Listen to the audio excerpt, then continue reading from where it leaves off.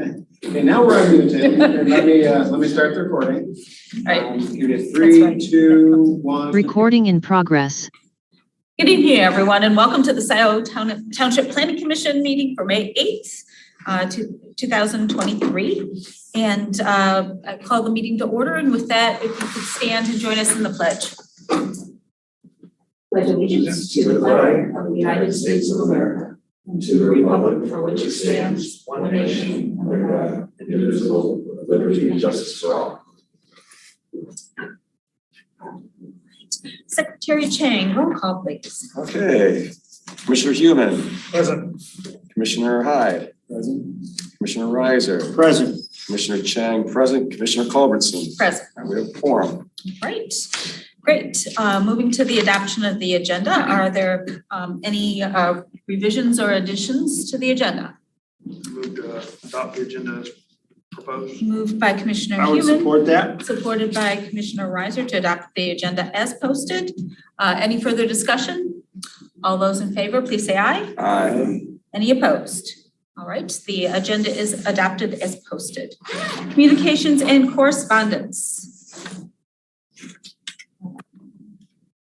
I have not received any emails. Has anyone else? We had none included in the packet. All right, there are no presentations this evening. So we are moving on to public comment. People wishing to address the Planning Commission on matters which are not on the public hearing portion. So that means anything except for the conditional use for the group daycare home. This is your opportunity for public comment. Oral presentation shall be limited to 3 minutes, except for a representative or a spokesman of an organization who has 5 minutes. So with that, I will open public comment at 7:02, and this is on anything that is not the group daycare home conditional use.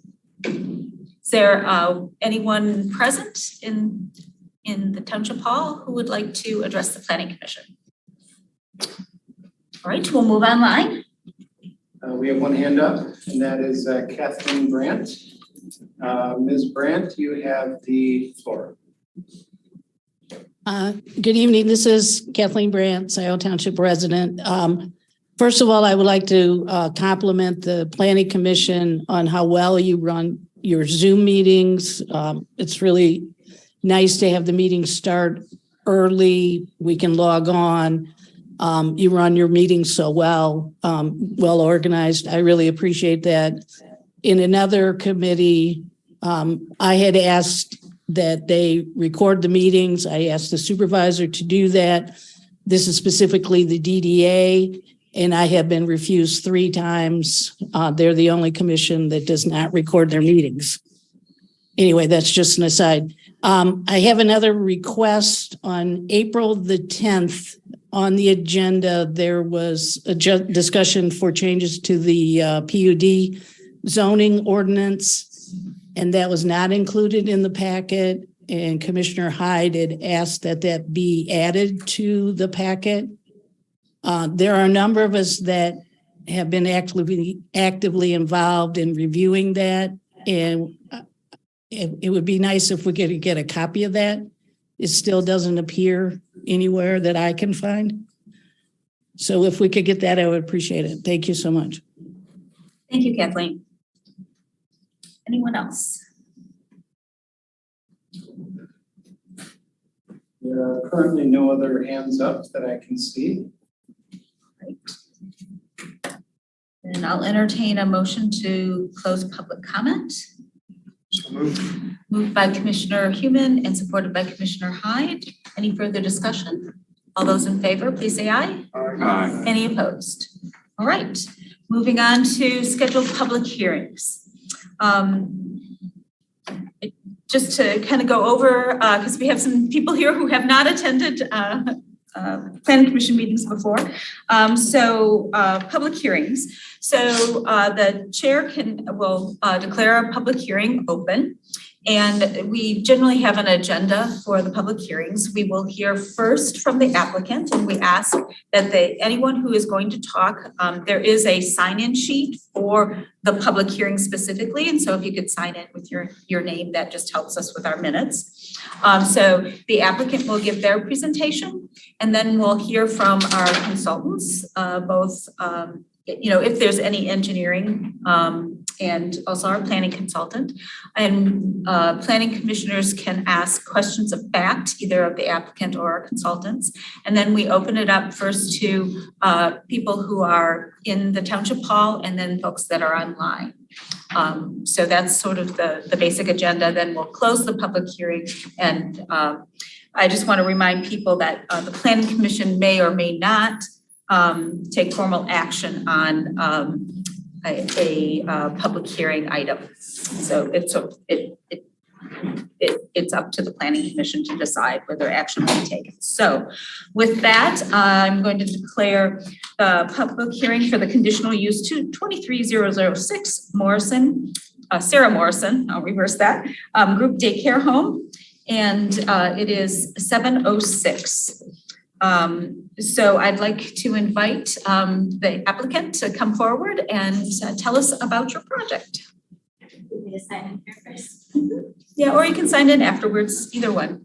So please, you can sit. Okay. Yeah, that works. Hi. No, you can sit right in front. Yep, Sorry. that's fine. That's good. You're good. Be on camera then. Yeah. Oh, Yes. perfect. Yeah, hi, I'm Sarah Morrison. We have lived here for almost 2 years. We moved from Chicago and we really love it. We have a property on Knight Road in between Liberty and Scio Church. So it's got about 10 acres. And I have 3 little ones, 2 of which are at Honey Creek, and then my 3rd one is home with me. And I pretty much, since I started having kids, stayed home with them and watched like a child here or there with them. And so now just being on this property, I'm also a trained Waldorf teacher. I just feel inspired to open a home daycare and be able to offer kind of a nature-based program for 2 to 6-year-olds, and just let more people enjoy the space we have. It's really lovely. So I guess that's kind of it in a nutshell. Will you talk a little bit about the hours of operation, kind of what you have now versus what, kind of a recap of the operations, if you would? Yeah, so so I'm working on getting a license through the state to have up to 6 children. But in order to have up to 12 children, it would be the group home daycare, which is what I need specific approval from the township for to be able to do that higher capacity. So it would be myself and 1 other caregiver, and I would probably only have up to 10 kids. I think that's just what fits well in the space I have. And so I would, still working out the details as I'm not running yet, but somewhere between like 8 a.m. and 5:30 p.m. It might be 8:30 a.m. to 5 p.m. See how it works out with what the needs are of different families. And then it would only be Monday through Thursday. I'm going to keep Friday to myself for administrative and other things. And then, 2 to 6-year-olds, so kind of like a preschool program. And we'll spend most of the morning outside exploring, and we have an orchard, we've got a creek, we've got some woods, we've got yard area. And then we're also going to be building a playground area that will be fenced in with a 4-foot fence. So we'll have a great big sandbox with, some sort of, maybe the hose will run and have like a water pump. So there'll be like mud kitchen stuff and some climbing structures. And we'll come inside for lunchtime, we'll have nap time, and then more time to play outside. And obviously it'll be good if the weather is too severe in the winter or some sort of storms, we'll have inside space to stay as well at that time. Okay, thank you. Any other specific fact-finding questions from the commission? You said you're already running a daycare now, it's just not the. I'm working on getting my license up to 6, so I have my son and then 1 other family I watched their son, and he had a little sister, so she joined in as well, but that's all I've got now. So I'm a little confused. I know you say you're in the process of getting the daycare center license for up to 6, Right. but you're asking for 12. Do you have to go back and then get that from the state also, or is that only local? Yeah, no, I'll have to, so I actually have a paper provided by the state that's basically like the township signs off on it, and then I go back to the state and I say, I have this approval from the township, now I'd like to change my license to the up to 12. So up to 6 is the family group daycare. Family home daycare. The up to 12 is the group home daycare. So it's like a slight change in wording but I had to present or submit a ton of paperwork for the license, so that's all the same minus this one form that I need to get. Yeah, So you've gone ahead with what you need, correct, and then you get this, and then you'll go back to the state. right. So can I have a question for you, Doug? Isn't up to 6 by right, whereas between 6 and 12 is with permission of the township on a conditional use? Correct. Yeah, up to six, we would never even know they were. Right, that's right. Right, thanks. Mr. Lon, would you give an overview of your report, please? Yep, thank you. So this is a conditional land use, and I always give my little preamble to conditional land uses for those folks that are with us this evening. So there are 2 types of uses in every zoning district. One is permitted by right, the other is conditional.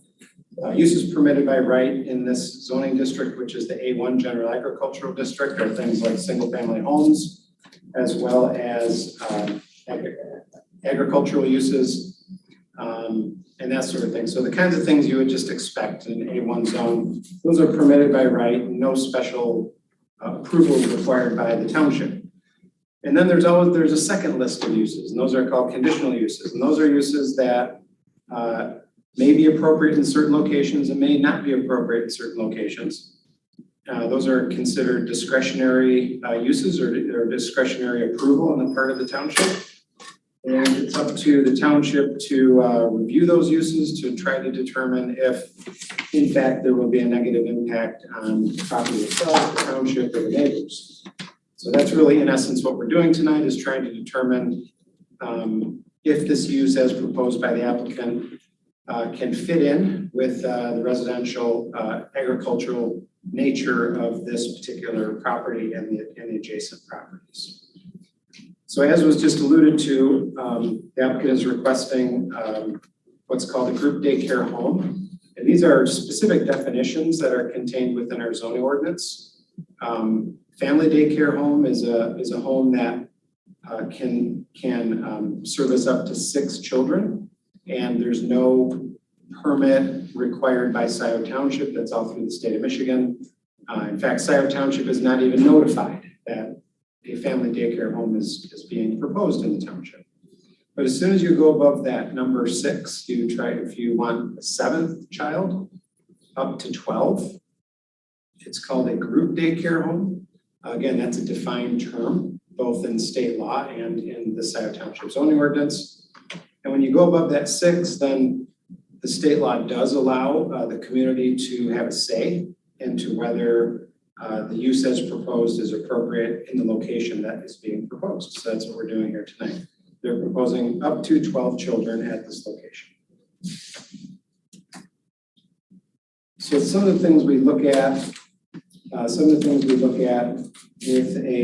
with a special land use or daycare facility, specifically, are things like what's going on around the property. So we look at land use and zoning. If you're able to review our report on page 2, and we're able to look at the zoning map of the township, all the surrounding property to the applicant's lot is zoned A1 General Agriculture and is being used in a primarily a large lot, single family land use. And so it's really a large lot residential land use is what surrounds the applicant's property and is what the applicant is using their property for now. With regard to the master plan, the subject site has a couple of designations found in the master plan. It's primarily what we call open space agricultural rural residential. the corresponding zoning district to that master plan designation is agriculture, so it's zoned as planned currently. But right through the center of the site where there's a stream that shows up on the master plan, that is planned recreation conservation. So typically those areas that are that dark green area of the master plan that's shown on page 3 of our report are those areas that really are least, have the least ability to hold development or additional development. And it's my understanding the applicant's not proposing any changes within that area, but we just point that out as this property does have a kind of a split master plan designation, both very low density, obviously designations.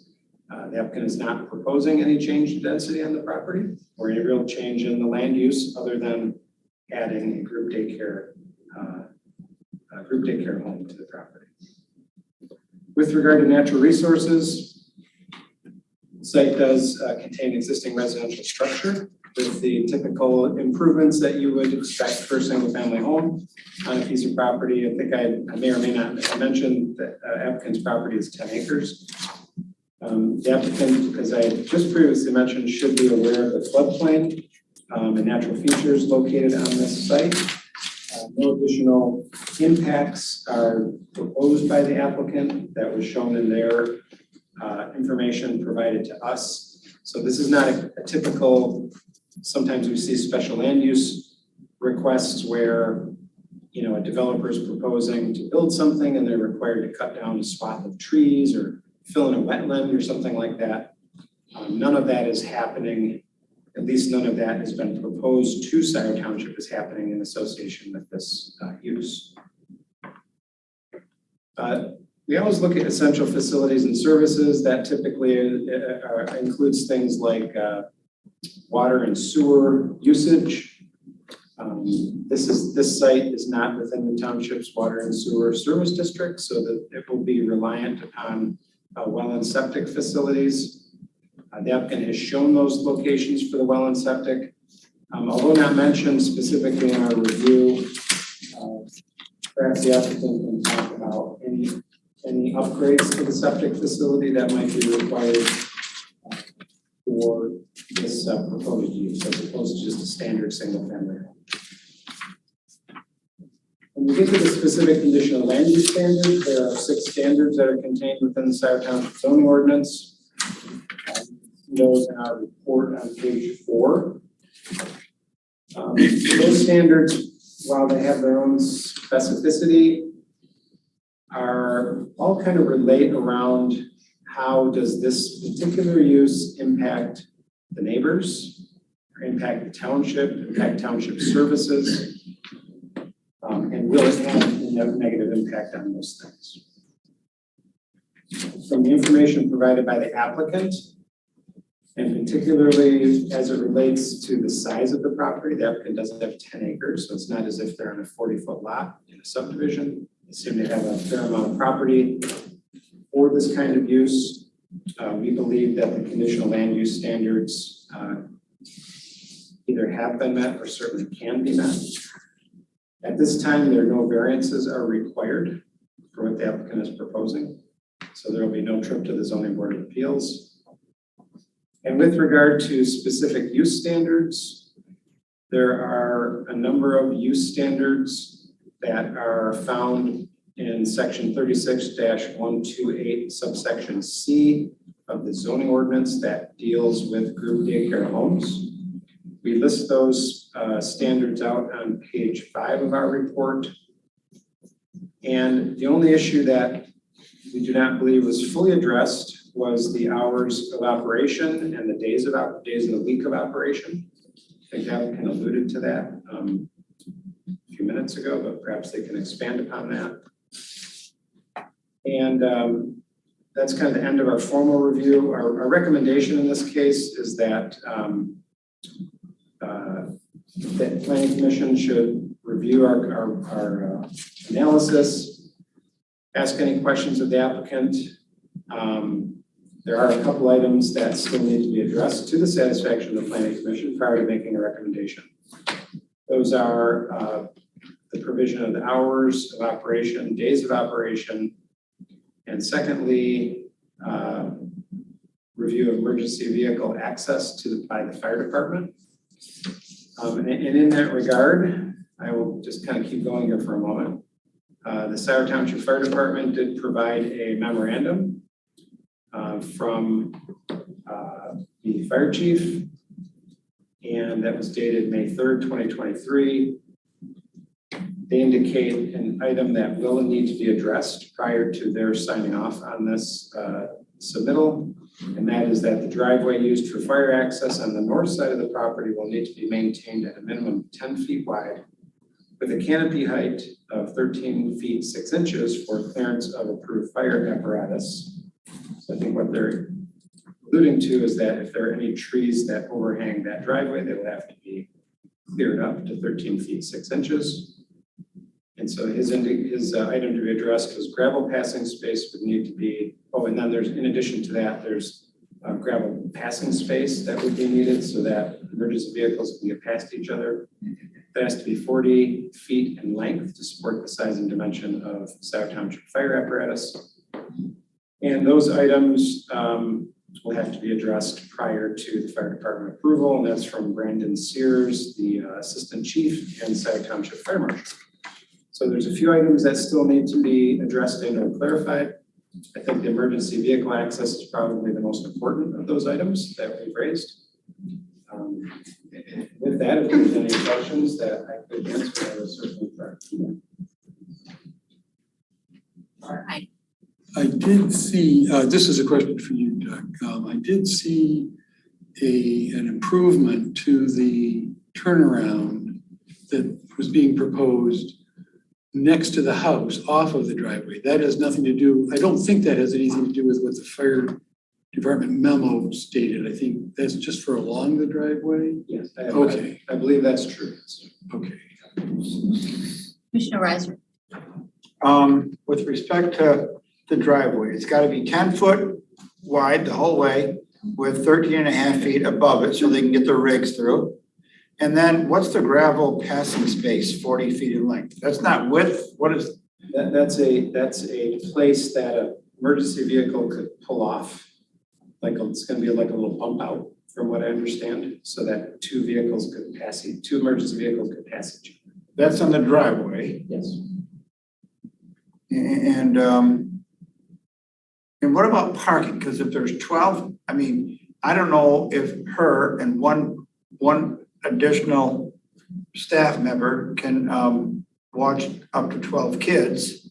But if there are 12 kids, there'll need to be sufficient staff and they'll need to be parking for that staff. And then they'll need to be parking for the drop off and the pickup. And I know that's sometimes a little scattered.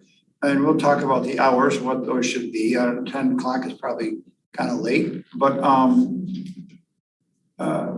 do we need to be concerned with sufficient parking? Yes. According to the ordinance, one off-street parking space per employee who's not a member of the group daycare family shall be provided. So that's the only standard that we currently have. They have shown one parking space for that employee. Now, if they have more employees, How do 12 people come and go at the same time to drop their kids off? yeah. Or is that beyond the scope of what we need to think about? No, I think I think that's a good question for the applicant to see how they might want to address. Well, I'm just giving her a heads up by asking to you, so she knows what's coming. And I guess the question is, does this come back for site plan approval Yeah. after the conditional use? Good question. This does not come back for site plan approval because they're not proposing any changes to the home itself. There's no footprint changes. So this is it. So if we want to see any specific site plan or site improvements, that should be shown at this stage of it. But there's not a formal site plan. I have a question about the photo, and I assume if it says ST, that means septic tank? Like, there's some, do you have this photo here? I mean, it's maybe if it's best asked of the applicant, like, how do we make sure, or maybe it's not our problem, but I think it is, that people aren't driving on septic tanks or fields or things like that when they're doing their turnarounds and the fire truck is that something we need to concern ourselves with? Yes, and I think that's a good question for you. Thanks. Okay. Okay. Thanks, Doug. Did OHM have anything they wanna say? I don't think So OHM they didn't have a report. I did have a follow-on to one of John's questions, and that had to do with, is there a site plan that will be in front of the Board of Trustees? Does anything what needs to go before the Board of Trustees after they pass here? Are they done? No, everything has to go to the township board. Yeah, so whatever is approved or not, whatever your recommendation is, that recommendation plus all these materials would go into the township board. But not a site plan approval, it's just the use? Yes. Okay. Now, they are providing a site plan, but it's not full-blown site plan. And they don't need to get that driveway improvement, the turnaround improvement in front of anybody for approval? Or If we want to see that, we could add it to this plan. or if the Board of Trustees wanted to see it? Okay, so. That could be a condition. Yes, that could be a condition, that they work that.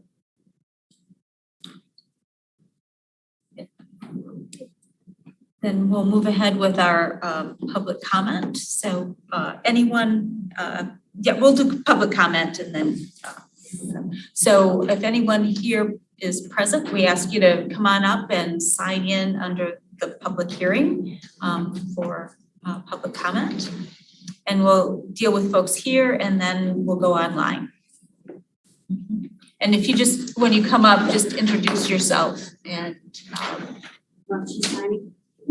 I'm Susan, excuse me, Susan Soloniak, and we're next door neighbors. We're just a few yards apart from each other. Yeah.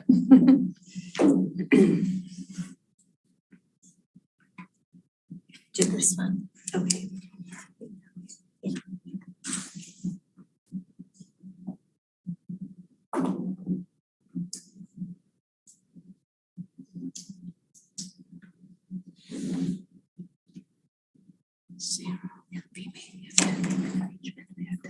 Welcome. This time.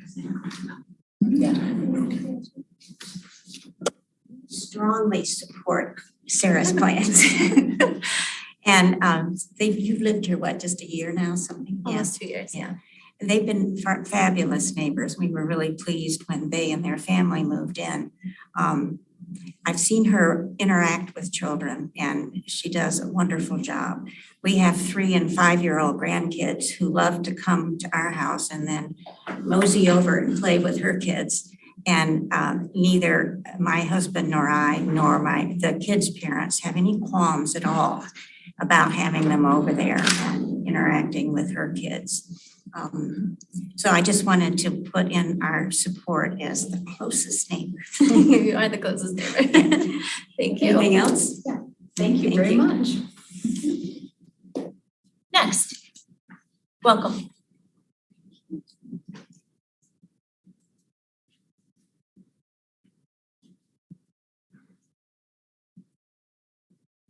And I forgot to announce that there's a 3-minute rule too for an individual or a 5-minute rule for folks that are members of representing organizations. So that's just a reminder. Thank you. My name is Haina Minger, and I'm also next door neighbor to them.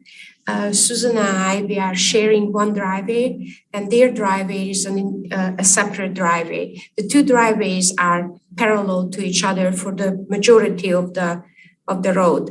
And in case it needs to be, if their property wouldn't be suitable enough to have that proper 40 feet that you're talking about, the two driveways, basically tractors were going across because we were mowing each other lawns and stuff like that. So it can be by using our driveway in case of emergency. That could be arranged, and we are also very much supporting for them to open this driveway. And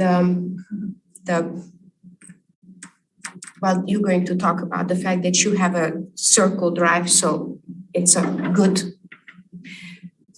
way of getting in and out of the property. Thank you very much. Would anyone else in the audience like to, or in the public, like to address the planning commission?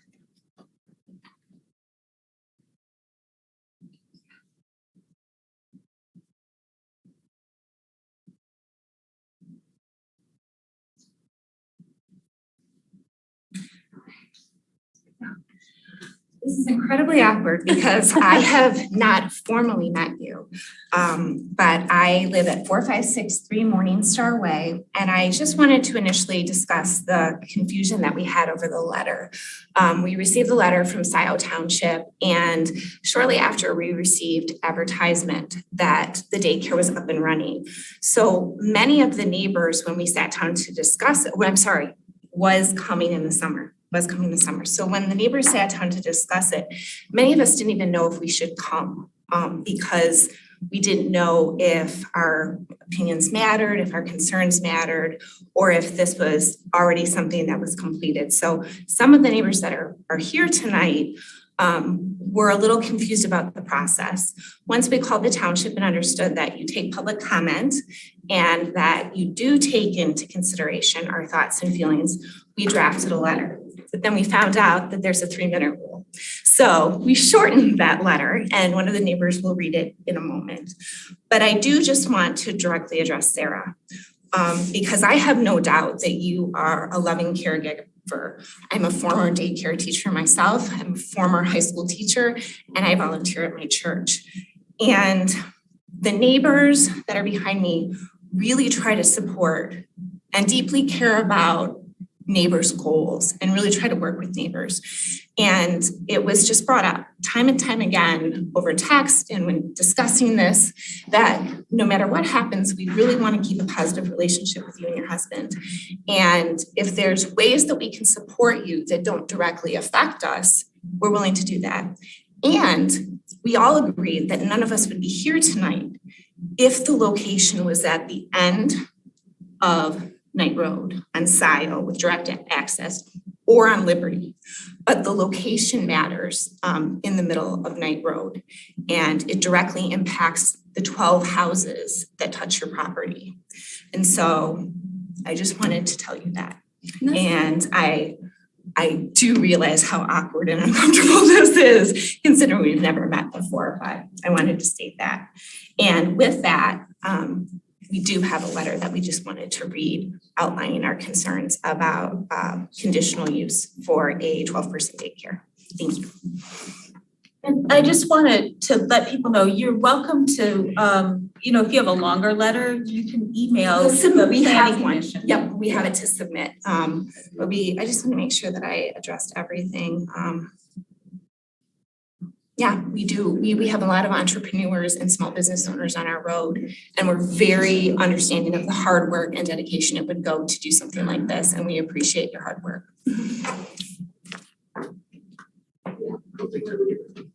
Oh, and could you give us your name, even though? Elise Mealy, I signed it. Okay, great, thank you.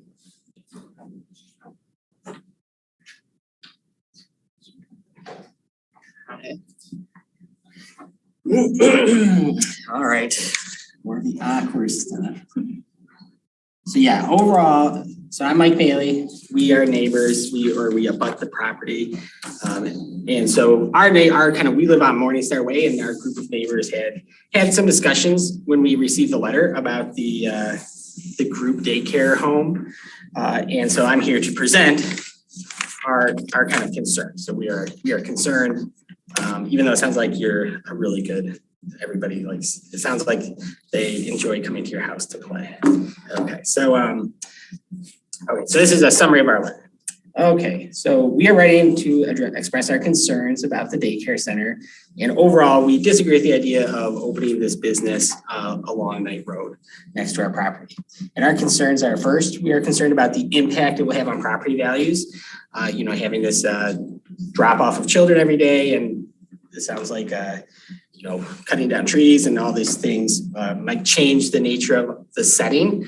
And that's what I think a lot of people value about the kind of private setting that we have. Secondly, we're concerned about the noise and disruption that could be caused by the daycare home in the neighborhood. It sounds like there's a lot of outdoor time, which is really good. And I think, a big reason we live there is to spend time outdoors. But the concern was that all the children and things would add to the noise that we would hear. And that's also impactful to the people who work night shifts and sleep during the day, things like that. Thirdly is the traffic. It sounds like the driveway is an issue, and Knight Road is a dirt road that requires frequent maintenance. And the increased traffic of the children and the employees coming every day is something we are concerned about. It's already kind of sometimes risky to walk along Knight Road, which is something a lot of people enjoy, or bike. And so there's that concern, especially during the rush hours, having increased traffic along the road. And then next is the ecological impact of changing the forest and the marshland that's there. There's wildlife species, which I'm not super familiar with, but herons come to nest yearly, and there are turkeys, songbirds, coyotes, deer, and plants such as trillium flowers that are, I guess, rare. And there's a concern that those would be impacted too by the increase in the driveway size and the playground and everything. And then finally, it's just overall, like you mentioned, the intent of the land zone is general agricultural, is to maintain rural character, minimize population density. And overall, we felt that this would be kind of stepping away from that kind of character of our environment. And the other things that require conditional, we also were worried about a precedent being set of, permitting these conditional land use. I'm not sure I'm using the terms correctly, because those include like dog kennels, fertilizer outlets, mineral mining, and the list of others. And that concludes our position statement. And yeah, thank you for the time, and it's been very interesting learning about the process. So thank you. Thank you. Is there anyone else who would like to speak? Thank you. Please sign in and introduce yourself. My name is Carol Knight Drain. I'm part of the neighbors letter, but I also live like directly behind. So when you're talking about like the stream or that's a sort of a safety concern for me. I also live directly behind. So I have a big outdoor pool. I have play structures. I've heard children playing. It's very joyous, but since they moved in, I can hear that all summer at my pool. I'm just a little bit concerned about safety liability a little bit in terms of, I guess it's an issue we would figure out, like where our property lines are, because there is safety and liability concerns if people cross property and somebody gets hurt. What she already said, I would like to say also that while you were doing the Liberty Zeeb traffic circle, and so that was closed down and people could not go Zeeb, so everybody continued for that period of time to use Knight Road as their cut through. It was extremely dangerous. It's dangerous how it is already because there's big S curves and people go way, way, way too fast. But we just experienced a little bit of more traffic than usual because the traffic circle was being built. So there was just a lot more cars using it. So I guess that's a little bit of concern if there's gonna be 10, 12 cars every day going up and down Knight Road to pick up children. I'm just concerned in terms of a safety issue because it is all of our neighborhood and we want to keep it nice and we want to be able to go for a walk and we want to be able to allow our kids to ride their bikes and we want to be able to walk our dogs, and it's already dangerous. So more traffic just is a concern for me personally. Okay, thank you very much. Is there anyone else present who would like to address the planning commission? We'll go ahead and move online. We do have one hand up, Pam Boyd. Ms. Boyd, do you have the floor? Thank you. A quick question. Is she a Waldorf teacher? I have taught in a Waldorf school before, yeah. I'm not currently teaching in a Waldorf school. So my children went to Waldorf preschools, and they were beautiful additions. And I will say that my daughter during summer when she was going to college had 2-week fairy camps, Waldorf inspired. And I think it would be a really nice benefit to Scio Township to have this type of facility with all of the parks and pathways. It seems to be a good fit. I'm sorry the neighbors don't feel the same. I always hope that the young children, especially under 6 years old, were beautiful and enjoyed tea parties and nature walks. And yeah, I would think that it would be a benefit to the township. Thank you.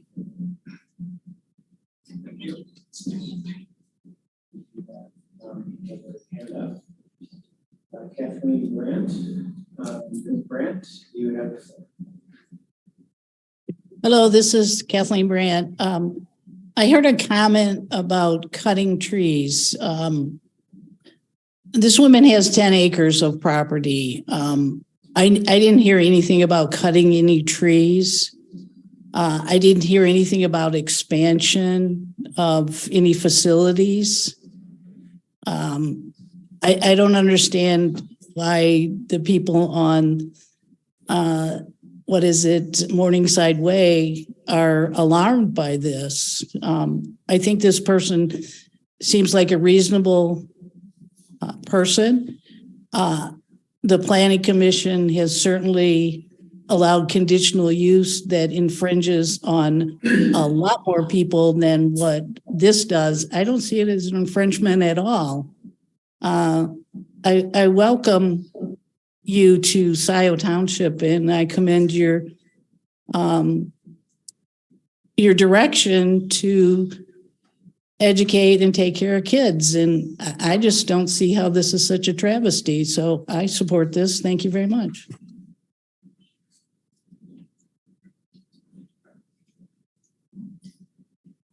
Anyone else online? There are no other hands up online. Okay. I just wanted to quick follow, were the two people who spoke online neighbors? Do they live on Knight Road? That's just, that's unclear. Thank you. Yeah. We try and keep it not a dialogue, but that was a clarifying question. I can understand it. Thank you. All right. Do we need to close the public hearing or just move on? No, we do need to close the public I hearing. move we close the public hearing. Moved by Commissioner Reiser, supported by Commissioner Human, that we close the public hearing. Any further discussion? All those in favor, please say aye. Aye. Any opposed? I get to make any comments? We can ask, the Planning Commission can. You're not done yet. That was just a public turn. Okay, okay, we'll close public hearing at 7:43. Thank you.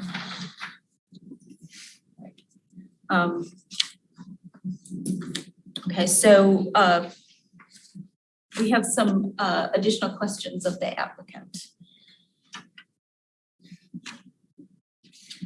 I'd just like to ask if there was, if you could talk, because there was a little bit of discussion about whether you were impacting, what the impacts were of the improvements on the site itself. Of course, yeah. So, I mean, I'm not planning on cutting down trees. I mean, we have 10 acres. Of course, there are trees that are going to need to come down. We have a maple tree too close to the house that's ruining the grading. I mean, we have to upkeep the property. So yes, will we take down trees over time? Of course, I'm not going to say no, we're not going to do that, but we're not planning to clear cut or anything and take down trees. I mean, we moved here from Chicago because we love being in nature. We wanted our 3 children to be able to run outside and explore and have that freedom and not a concrete backyard.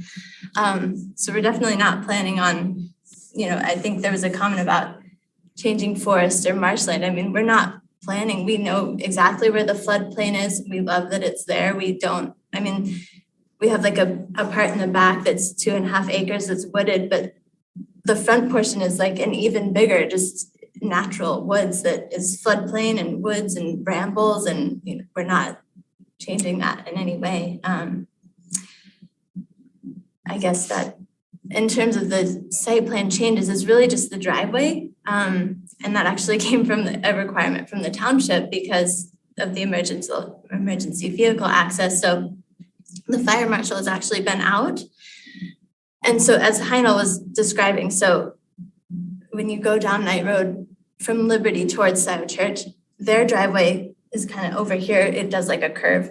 Knight Road curves. So their driveway kind of like curves in and then it comes parallel to ours. So you keep going up Knight Road and then our driveway comes in straight here. And so then they run parallel.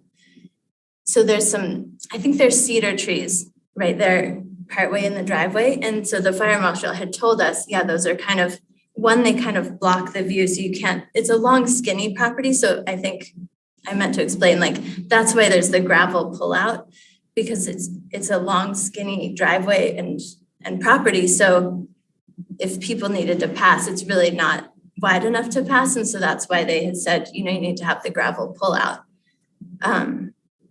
But anyway, the fire marshal had said, yeah, the cedar trees here, they kind of block the view from the road to the back. So like you could see if another vehicle was coming, if those were gone. So that is in the plan to take those trees out. I guess now I'm realizing maybe that's what they were talking about. But they're kind of like sad cedar trees anyway. And we actually lost part of one in a storm and it's kind of like time for them to go. So I guess we are taking those trees out or pruning them back some. I'm not a tree expert, so we would get someone in to do that properly. And then otherwise, so the turnaround that is existing with the house, which it's built in 1976, and I think if it's not the original loop, it's not very new. So it's mostly a gravel driveway.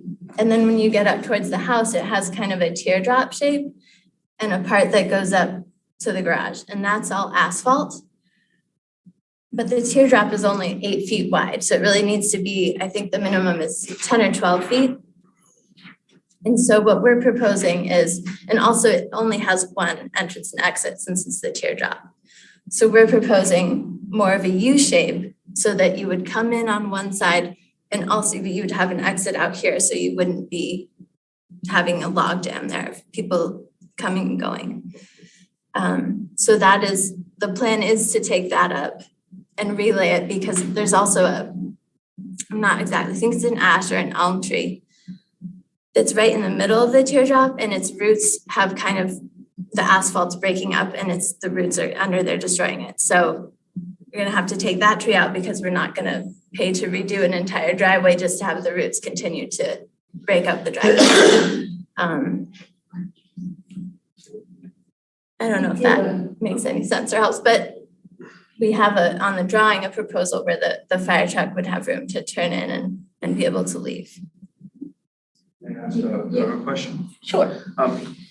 Doug, would any of the modifications or improvements that the applicant is discussing right now be forbidden for her to do, whether or not this conditional use was granted? No, I mean, you can, of course, take down a certain number of trees on your property. Her property is over the 2.5 acre threshold that if they're clear cutting the property, they would need to get a permit to do that. But you can, any property owner can take out 20% of the protected trees with no penalty. And it appears they're doing much less.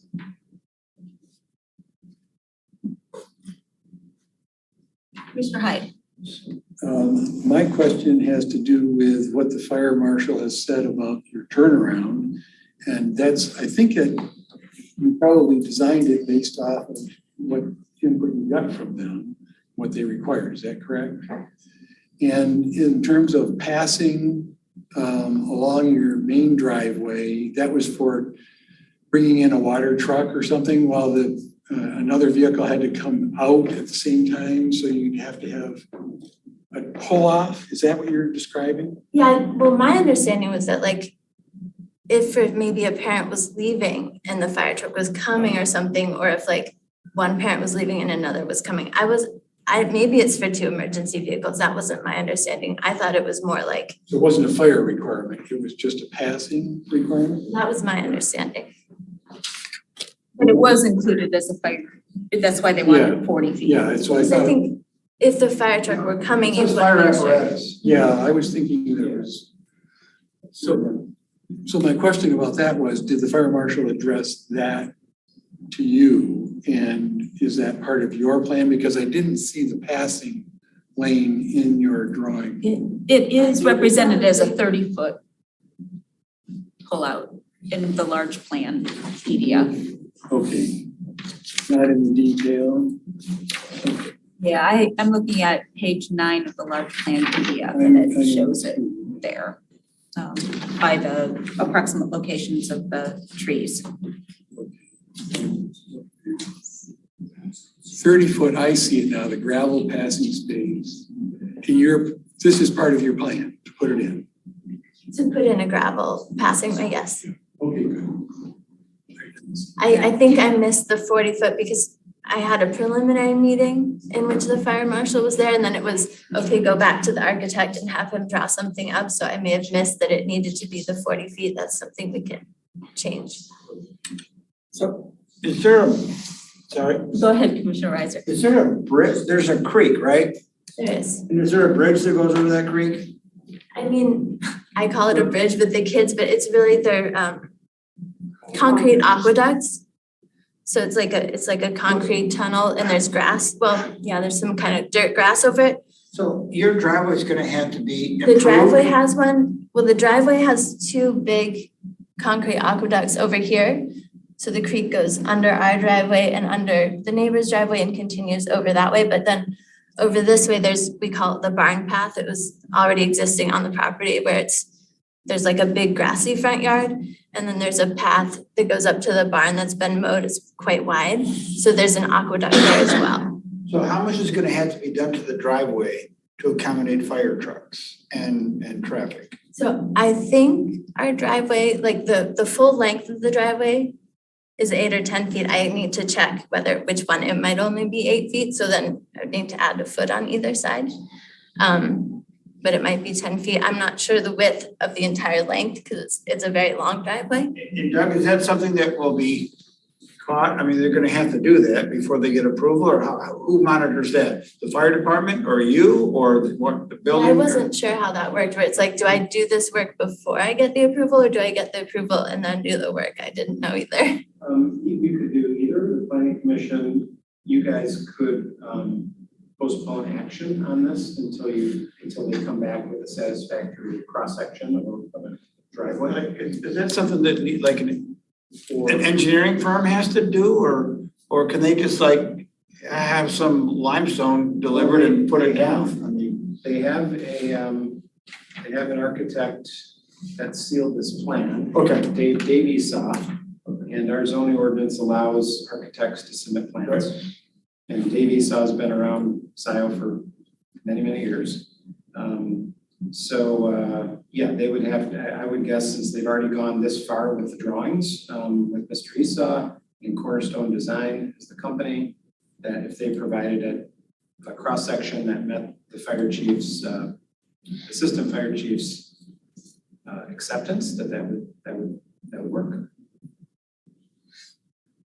And would not require a permit separate from the site plan? So it isn't really a site plan if we're not doing site plan approval, is it? Yeah, no, the only permit that this would require is if they were doing work within the road right of way. They don't work within the road right of way, they would require a road commission permit. no, I'm sorry. Yeah, so no permit, no site plan required for any of these. It's just that they need to make the improvements per the fire marshal. And then I guess John's question and mine would be, and probably others, who who inspects it to say, yes, it's been done? I mean, if we don't have a permit, then you can't get sign off on it. But you guys could make that a condition of approval, that somebody inspect it. And that could either be OHM, could go out and check it out, or even the assistant fire chief could Okay, so inspect it. fire chief could go out. In Mr. Sears' memo, the fire department memo, he says that those items will need to be resolved prior to fire department approval. Is fire department approval required for this conditional use? I don't know that it's not really a safe. specifically mentioned in the ordinance that fire department approval is required, but it is a special land use, and that would be something we've always done. And, it'd be something I would recommend that he sign off on this before we move forward. I mean, there are kids involved, and I think it would be a good idea to have the fire chief on board. Yeah. Yeah, I have one more question. Would you kind of address the drop off and parking sequence? Absolutely. So as I mentioned, the plan would be to make the driveway more of a U to facilitate a much smoother drop off. And then, as you can see on the plan, there is so right now the driveway, there's the loopy part and then there's the part that comes up to the garage. Our proposal is to expand the part next to the garage, and then so an employee could park there. If they pull all the way forward, there would still be space behind them. I think it's on the plan that says maybe like parent parking or optional parent parking, because obviously a 2-year-old is not going to get out of the car by themselves and just like walk in. Their parent's going to need to come in and help get them settled.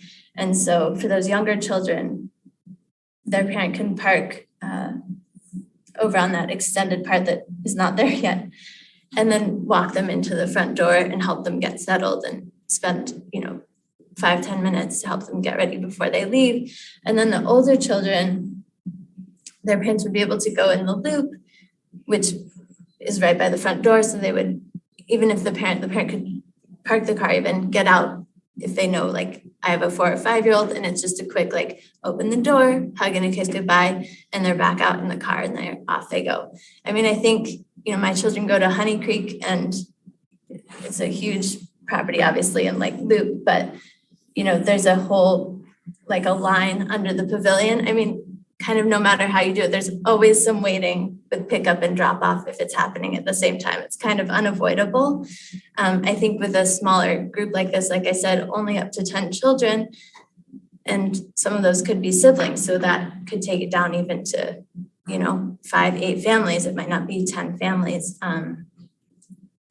It's not like a ton of traffic coming in and like waiting forever to get dropped off. And a lot of times, at least in my experience with younger children, there's a little bit more flexibility of when parents drop off versus with school. It's like it starts at 8 a.m. Everyone's there at 8 a.m. With daycare, generally, it's like one family, they really have to get to work early. They're there right at 8 a.m. But other families, we don't have to work till 10. Our kids are coming at 8:45 or 9. So I imagine that pickup and drop off is going to be kind of a staggered event from say 8 a.m. to 9 a.m. and not everybody's here right at the stroke of 8 like school.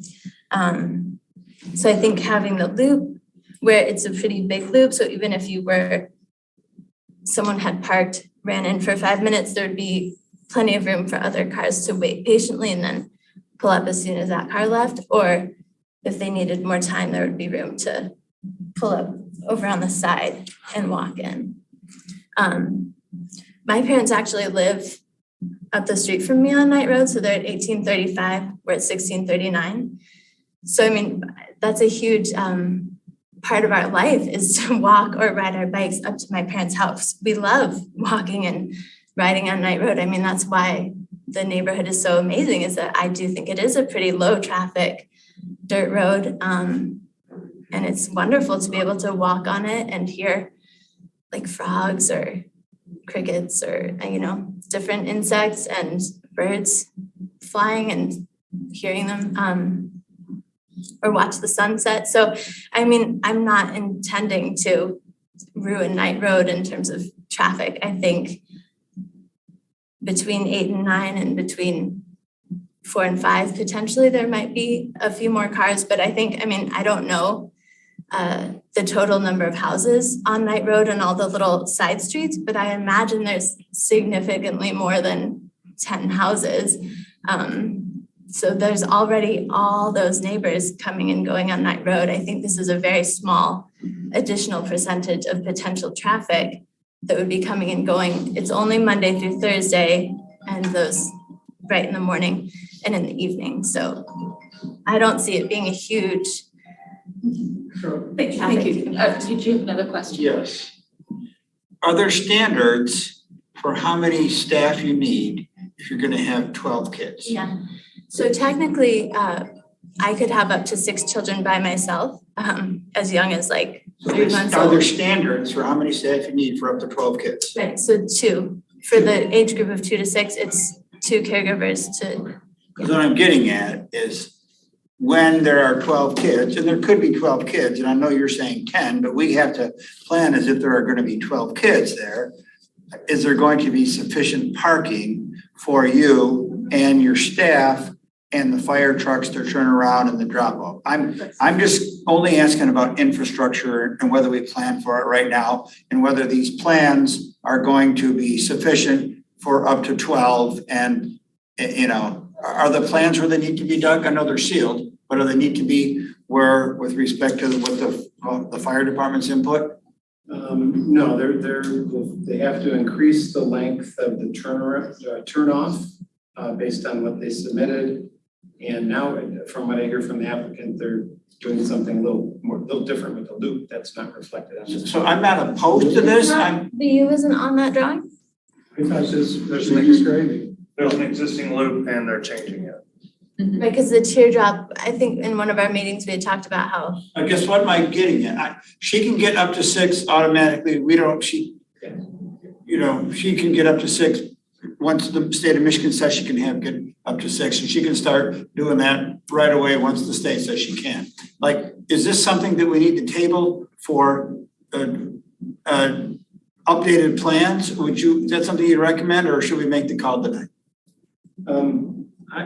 I would be comfortable making sure any conditions you make are addressed before it goes to township board. So this is not terribly complicated. They don't want stuff that's not ready to go to them either, because they're thinking about sending a couple of them back as a heads up. So I don't want to send something upstairs if it's not ready to go there. Doug said that anything that we wanted changed, he would make sure before it went there. You get a memo from us saying it's all been addressed. I think we're talking 2 staff, up to 2, and you're one of them. Correct. And my car's in the garage. Parking spot. Is the driveway depicted wide enough on this plan? And is Says 12 feet. okay, all right.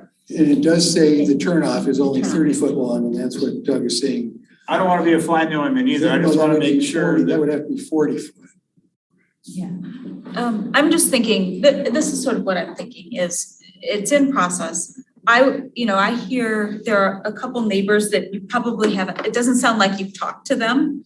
And I would like to see, a postponement for 2 reasons. One, so you can talk to the neighbors and, show them, what you're planning, et cetera. I think the conditional use could also be for up to 10. So if you're only intending 10, if that's something that, that not 12, but 10, think about that. I think we also want to make sure that, you're comfortable with the operating hours so that, those are tied down. And then updating the plan so there are notes about the width of the driveway, that it will support a fire truck along with the pavers. And then also showing the parking spaces. So we can be sure that there's enough room for the parking, the fire truck, the drop off, and you've had a chance to talk to the neighbors. So I'm sort of in favor of postponement just so that we have a drawing that picks up the things that we've talked about and an opportunity to have that meeting with the neighbors too. but I don't know how others feel. I don't mind having a postponement in order to get everything delineated the way we want it. I do have a question for anybody. They don't have to have marked off parking spaces on their driveway for this type of thing, do they? Or do they just have to designate the area? I think I'd like to see delineate, especially if you want the younger parents to park. I think you sort of need Stripe it? some delineation. It's hard to stripe gravel, but you could mark it with logs or, curb bumpers or something. Oh, bumpers. Yeah, that would delineate which way you want them to park. And Yeah, Otherwise it's absolutely, that was my plan as well, is to have it marked off in one way or another, and then also have a clear walking path from where they would park to the house, so that it's not children just running off. It's like, no, this is your path that you walk to the door with your parent, very clearly.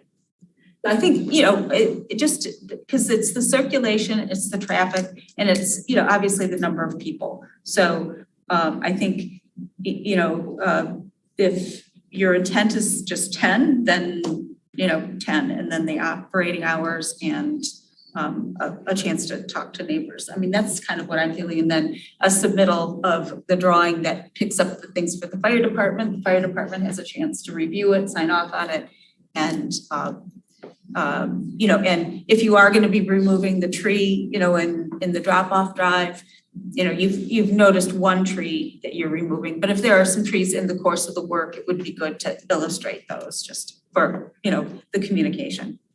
I don't know if people agree with that or not.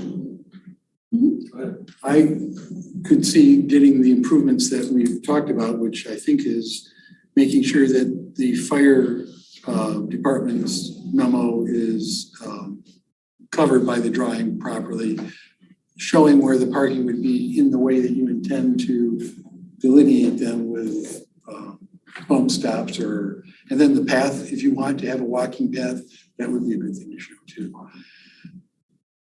May I go further? I'd like to just say that I'm highly positive in favor of this type of operation being in the township. I live on a dirt road. I have a lot of issues with fast drivers and the amount of traffic that shows up when there's outages in exits or when there's roadblocks. Marshall Road has been used quite heavily at times, but that's not what this situation is. This is a group of families that are going to where their kids are going to be dropped off. They're going to be driving down here, as stated, not all at once. They have a destination on the road, at a location that they're going to pull into. Then it's not like they're going right on down the road as fast as they can to get from one place to another. So in that regard, I don't look at the traffic as being as much of an issue as, say, when the turnaround was being put in, the roundabout was being put in and traffic was being redirected. And then destination travelers are just going to go right down the road as, and use it as a throughway. These are families that are going to be showing up. And I also have a shared use driveway.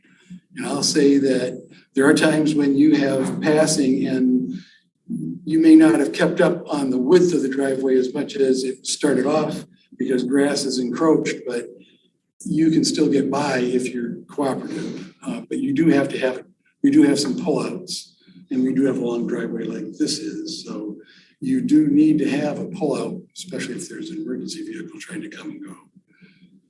But Can I say one thing? Yeah. So as a point of reference for the folks worried about traffic, a one single family home generates about 10 trips per day. And that's from trip generation manuals.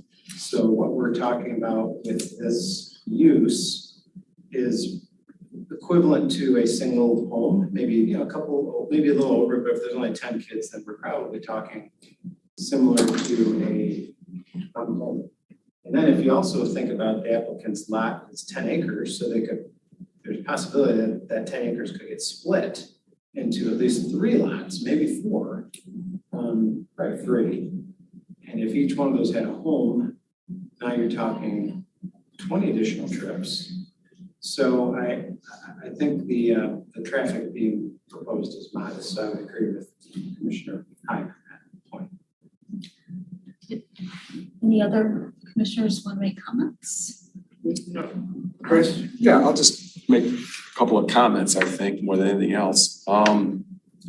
First off, I want to thank the neighbors, both in support and with concerns, for showing up tonight, and those who called in. So thank you for showing up.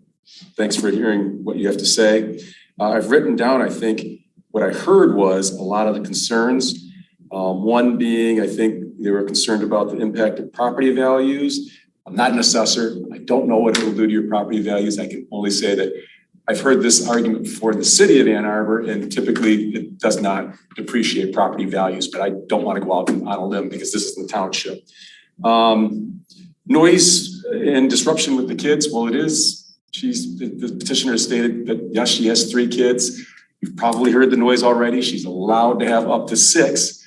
So in this case, it's probably fairly negligible by adding 4, along with having an employee on site to hopefully, take care of any disruption and noise. And I would also hope, because conditional uses, they come in here often, and each one we treat separately. It's different. Each conditional use is a little different, but I would hope that the petitioner would at least reach out if there are any issues, call her directly, and she will probably hopefully address anything with the noise and disruption with the kids.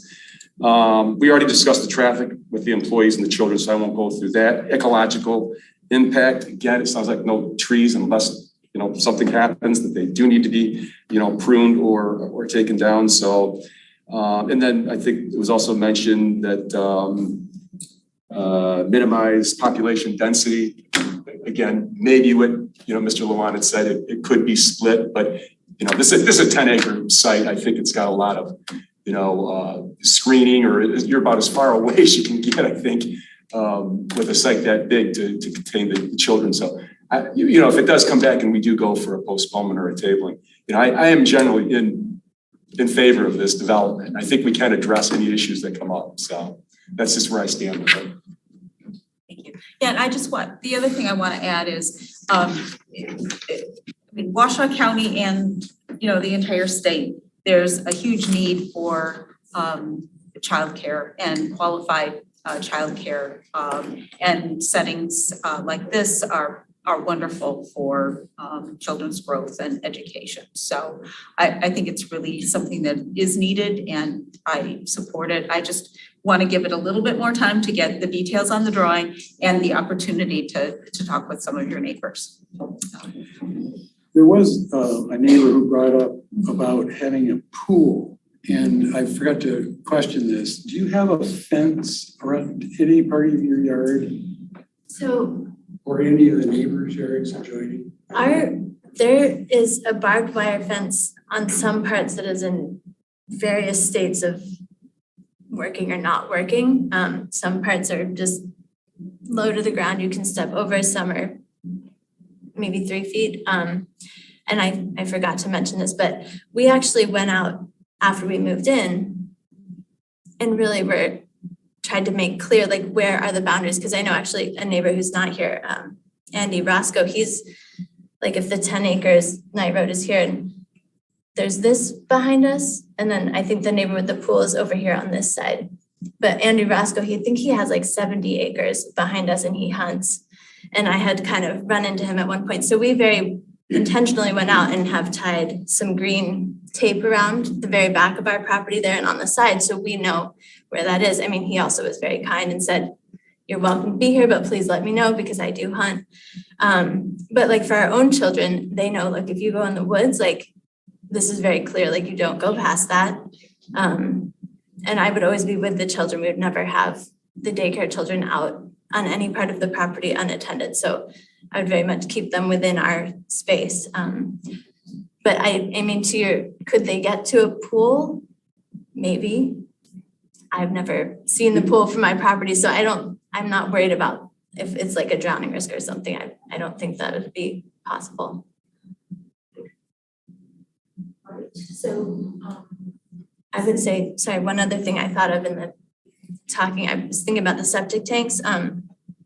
As part of getting the license, I had to have the health department come out.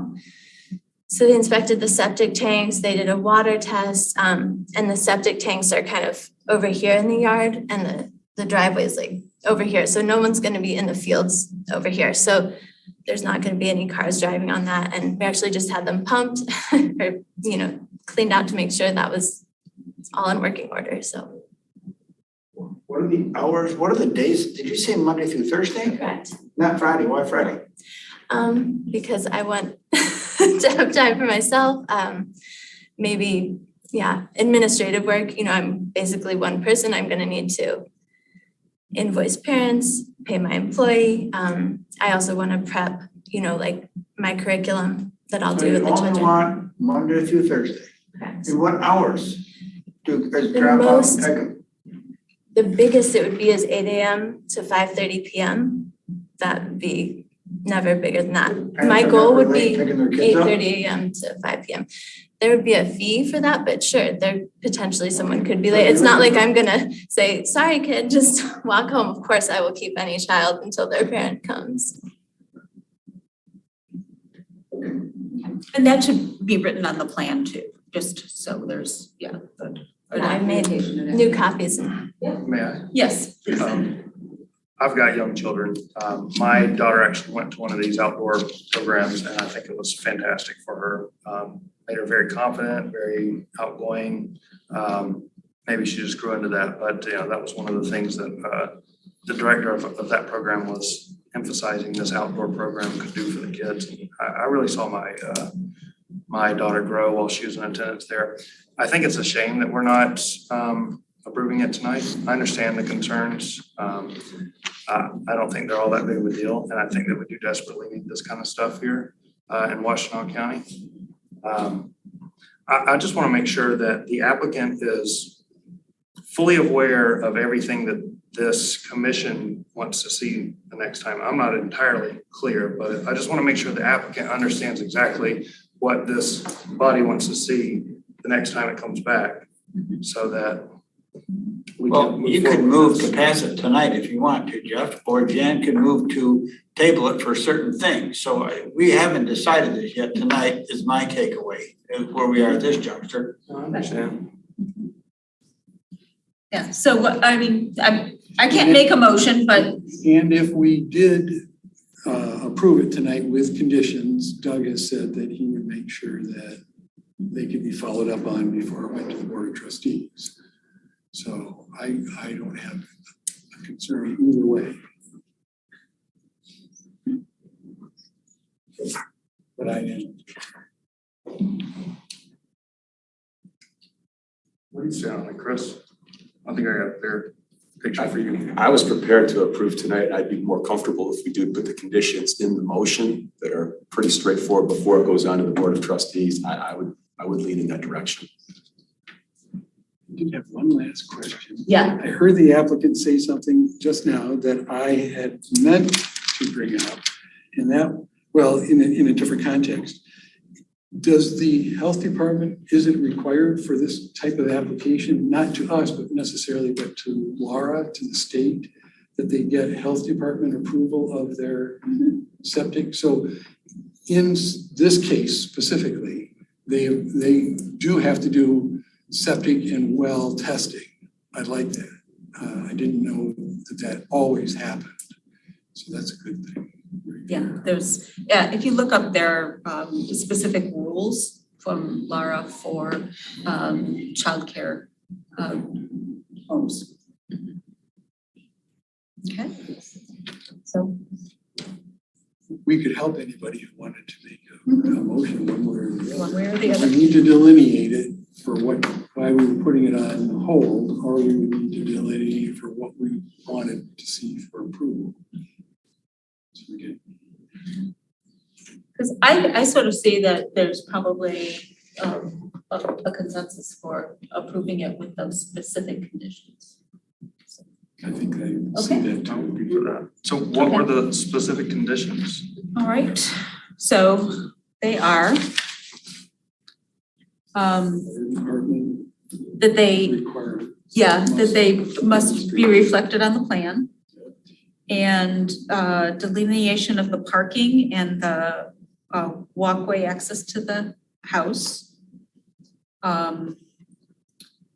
Then confirm that it would be for 10 children.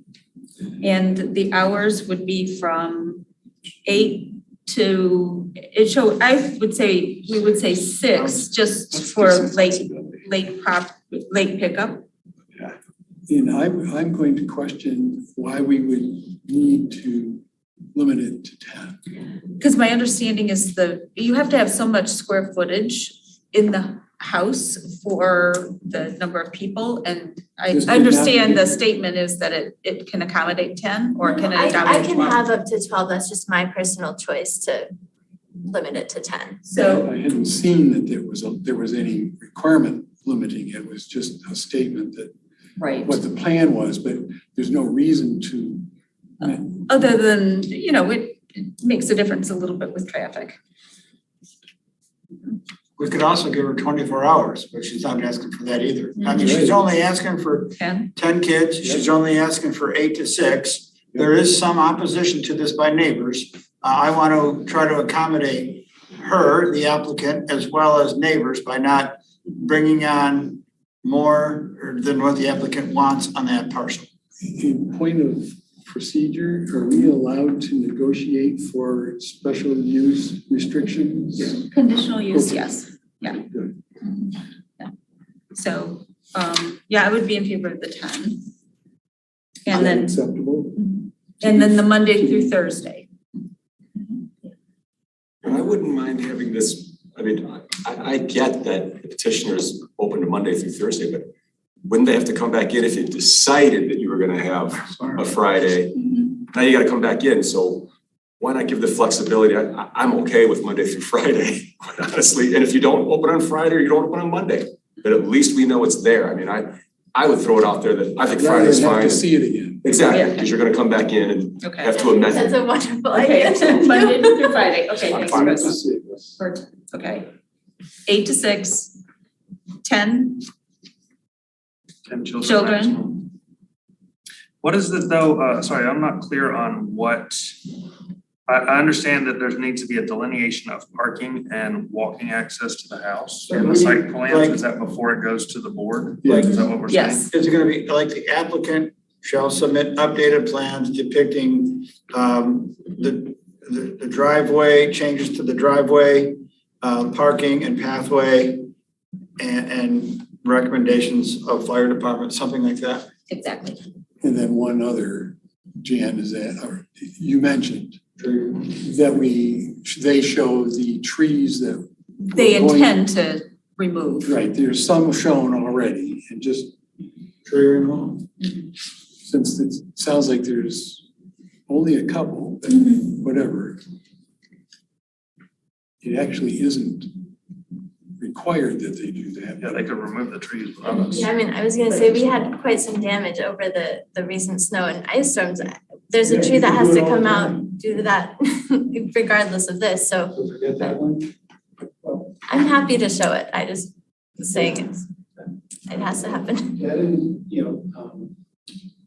dying or damaged or diseased trees don't count. Okay. So maybe, I don't want to put words in your mouth, Jan, but maybe you're looking for trees that aren't damaged trees. That need to be removed because of the driveway improvements or that are damaging the physical structure of the house. Yep.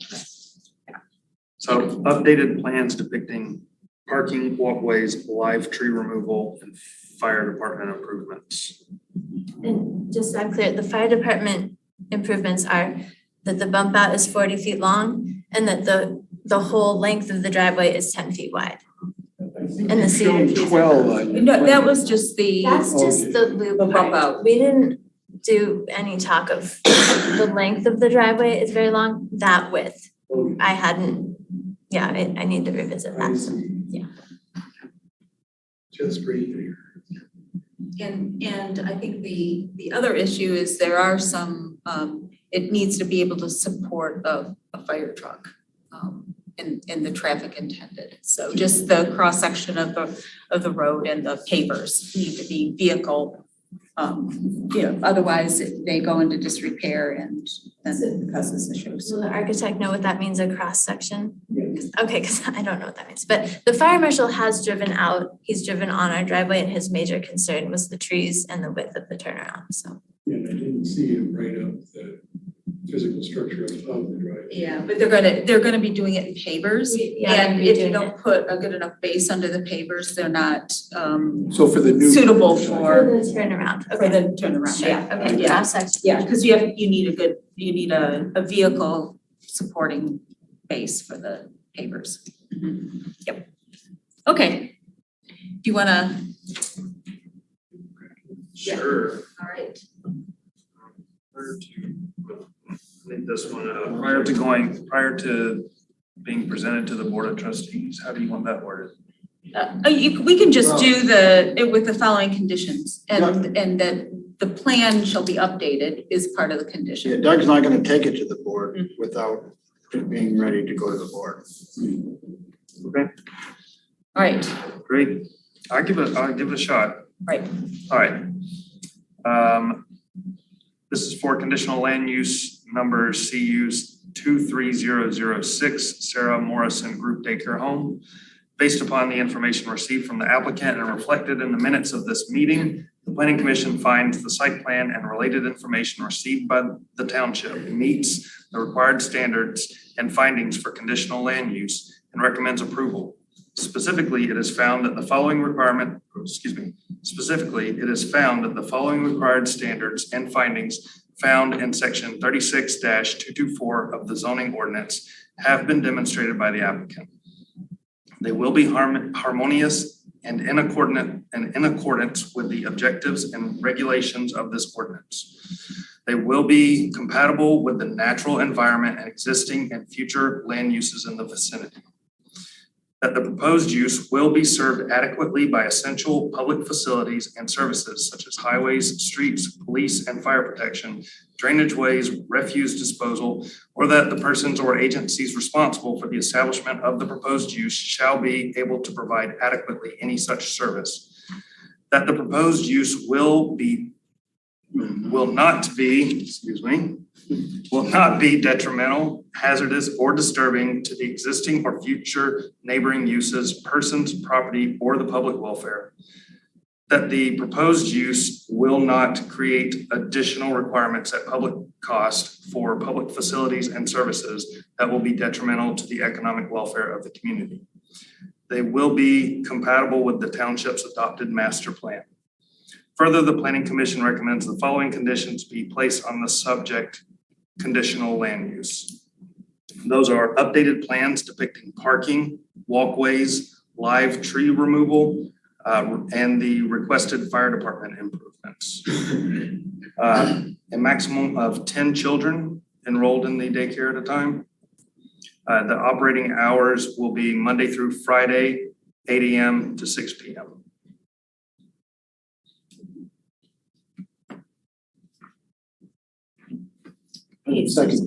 Okay, we have a motion by Commissioner Human and supported by Commissioner Hyde. Is there further discussion?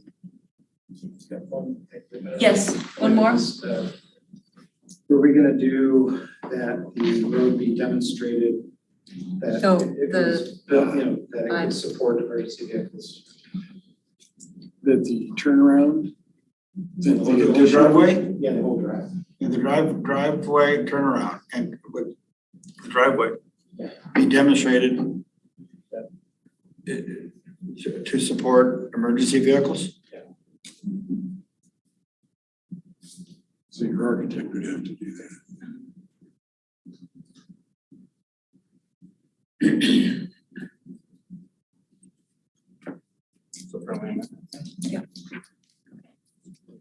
All right, friendly amendment, so 5 items. All right, any further discussion? The only question I have is, do we address fencing or no? It's up to them to have a fence or not have a fence? They do show fencing on their site. Okay. And those Yeah, are the state, play area. those are state requirements. Yep, okay.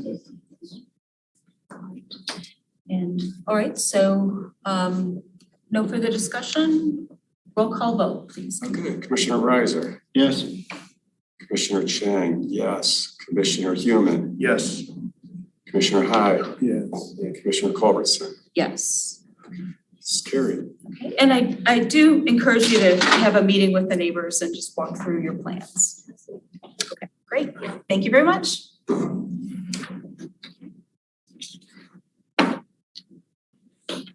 Okay, we have no unfinished business, so I'm moving to new business, and that is site plan 23007 Ann Arbor District Library, building and site work. And there is not a public hearing on this, so if the applicant would just come forward and present your proposal.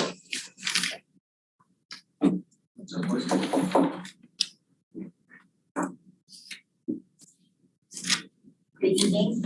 Nicole Wallace with O'Neill Construction, So lucky that. accompanied with my design team and ownership. Thanks for coming in. folks. Yes, thank you very much.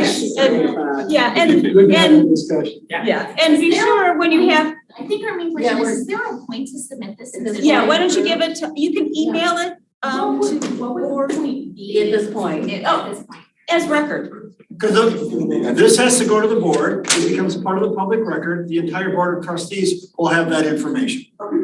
You just email, I think. Oh, Yeah. yeah, email is great. Planning Commission. Yeah, the planning commission at sciotownship.org. Okay, thank you. Great.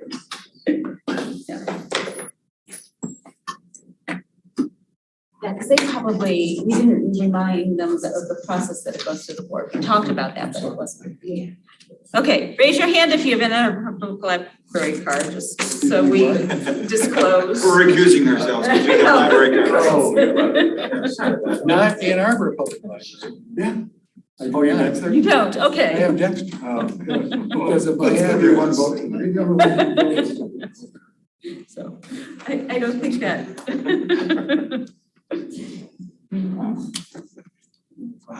Use ourselves from the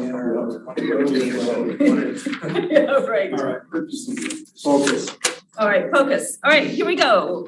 Please introduce your team. As I stated, my name is Nicole Wallace with O'Neill Construction.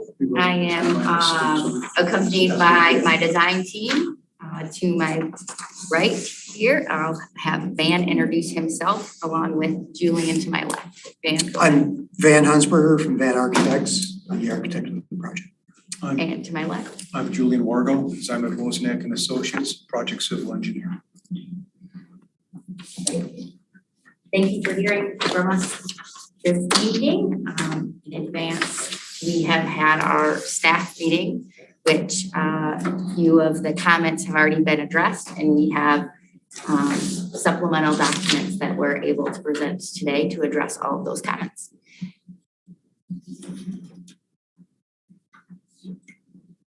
All right, so do you want to just go ahead and with Okay, what you'd like to hand it present. over to Julian, civil, and we'll go ahead and start with the civil review if that's.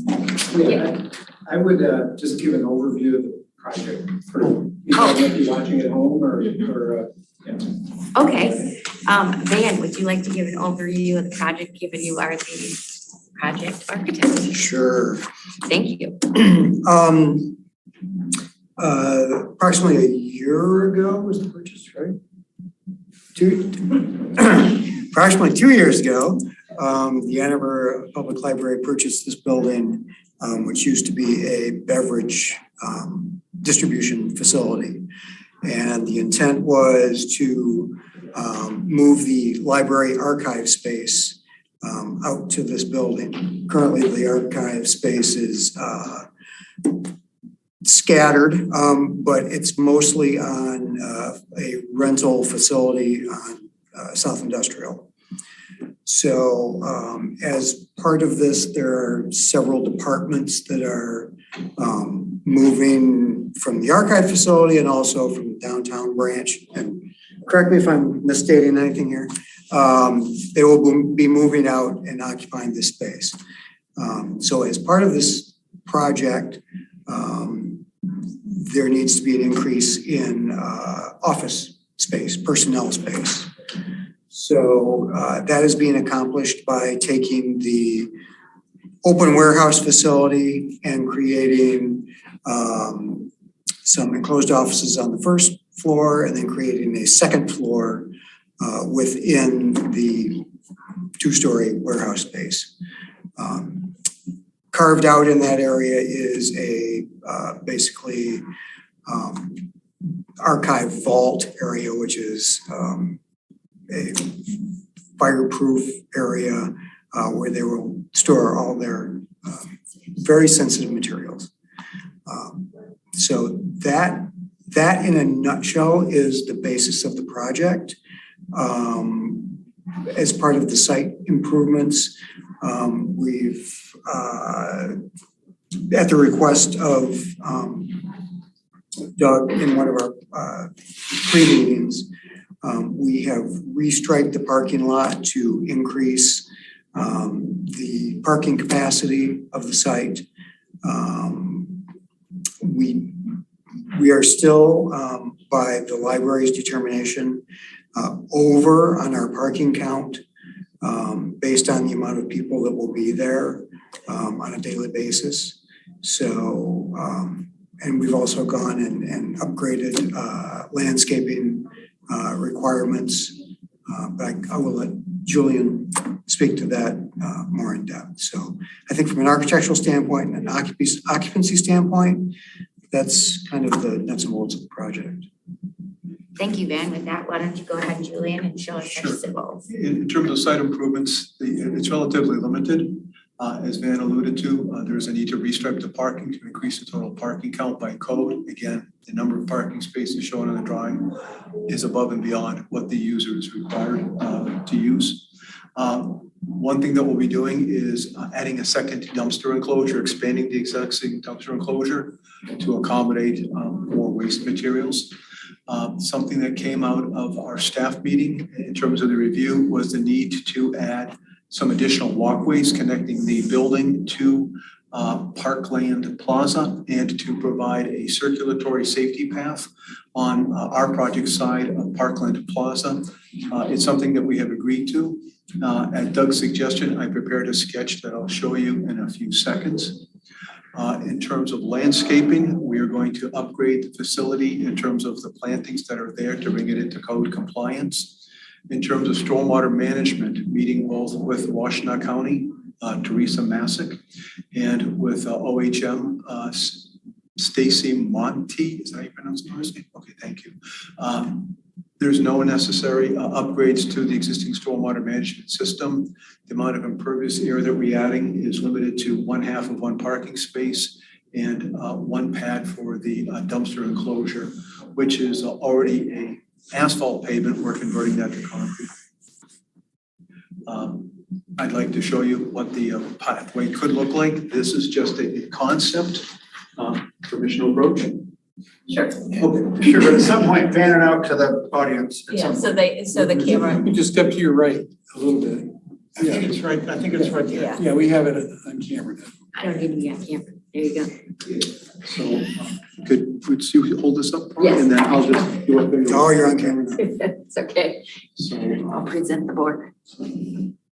So the pathway would be a little bit circuitous in that we're trying to basically avoid an existing hydrant, placing it halfway between an existing tree and a curb line and some existing pines and the curb line. So we would agree to put in this part of the safety path now. This part of the safety path would be deferred until future. There's some issues there from a grading standpoint. I don't know if you've been out there to see, but it falls off the beat the band. Right from the curb, it's about a 4-on-1 slope down to the water course, and the culvert does not extend too many feet beyond the edge of the existing curb. As Stacy indicated, however, there is a complete safety path on the other side of Parkland Plaza that's fully developed that does include a crossing over that portion of the Honey Creek. Honey Creek is the name of the water course. So this would be reflected on the construction documents, as would a 6-foot wide path from the parking down to the new safety path. So that would appear on the construction documents. That was probably the biggest item that came out of staff review comments. You have a question? About the safety path, is there any requirement that there be a cross over to the other side of the road? I'm gonna defer to Doug because we talked about having mid-block intersections that weren't signed, that weren't signalized, and the fact that there's nothing on the other side. And the traffic is somewhat, I think it's posted 45 miles an hour. You say there's nothing on the other side. I thought you were saying there was a safety sidewalk. But there's no, but it doesn't teach. There's no, There isn't a curb there's no cut. ramp. Oh, I see. Or, For us to intersect. To connect. To connect. Yep. And I think Stacy's on the line, and I think she had a pretty strong opinion about that. The speed limit is 25. Is it 25? Okay, I was Drive there. 45, it's 25. I don't think people are doing 25. I think It is most not people- safe without that sidewalk. Yeah, Stacy, did you have a comment on that? can we take this down? You can hold. The only comment that we talked about in our staff review was that they could provide a crossing, but they can't technically provide one on their property and not on the other side. That's not ADA compliant to direct those pedestrians into the road and not have a way to get to that sidewalk. I don't really know what the, I guess, rules of them having to provide that western ramp, or if that's something that the township would provide. I'm not sure. I don't know if Doug has any clarity on that either, but I do know for sure that they can't provide one ramp and not the other. Yeah, so the only clarity, the only additional clarity, and we talked about this at our staff review meeting last week, is that, you know, right now there's sidewalk on the west side of Parkland Plaza. Continues. Yeah, just from all the way from the residential and from the new U of M medical facility that goes all the way out to Jackson. What we're asking is to, you know, someday we're hoping that there'd be sidewalk on the east side of Parkland Plaza. And so in our discussions in the past, we've wanted to get those links when we can get them. The other option that the applicant might have would be to agree to install this at the request of the township. Now, I know in the past, you know. At some future date. Yeah, some future date, but then we all forget about it and it never happens. There's not a sidewalk to the property directly south of this, but there is a sidewalk to the next property south of it. Oh. That used to be a project called Kaiser Optical. They changed their name. But we required a sidewalk on the east side in front of what used to be Kaiser Optical. And so now we have that segment, we would have this segment. And it's starting to get to be, you know, possible that we start to connect these segments. Because it's so close to Saginaw Forest.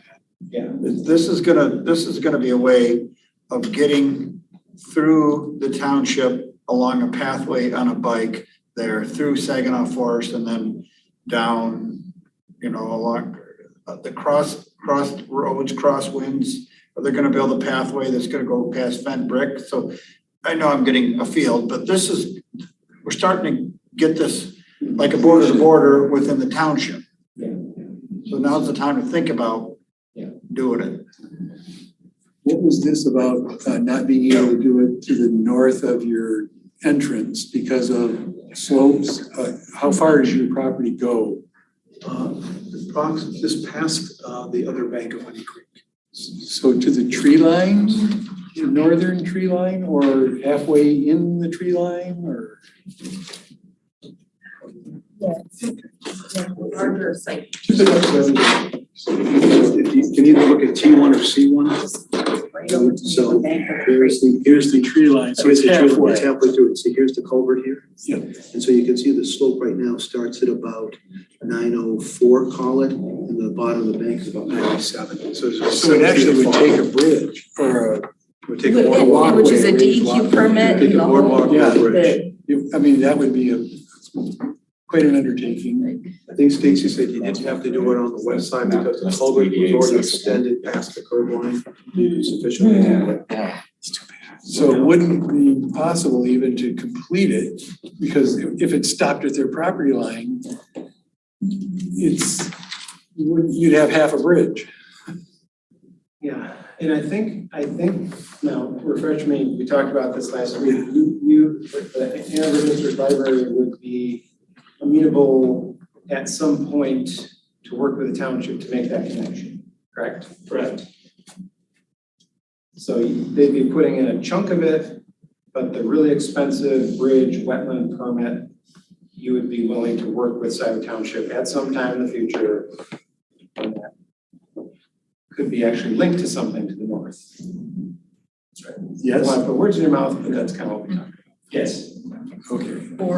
Or a crosswalk or something like that. A way to connect it. Yeah. I don't think we wanna say, it could be this or another alternative. Yeah, I think that's good. Yeah. Thank you.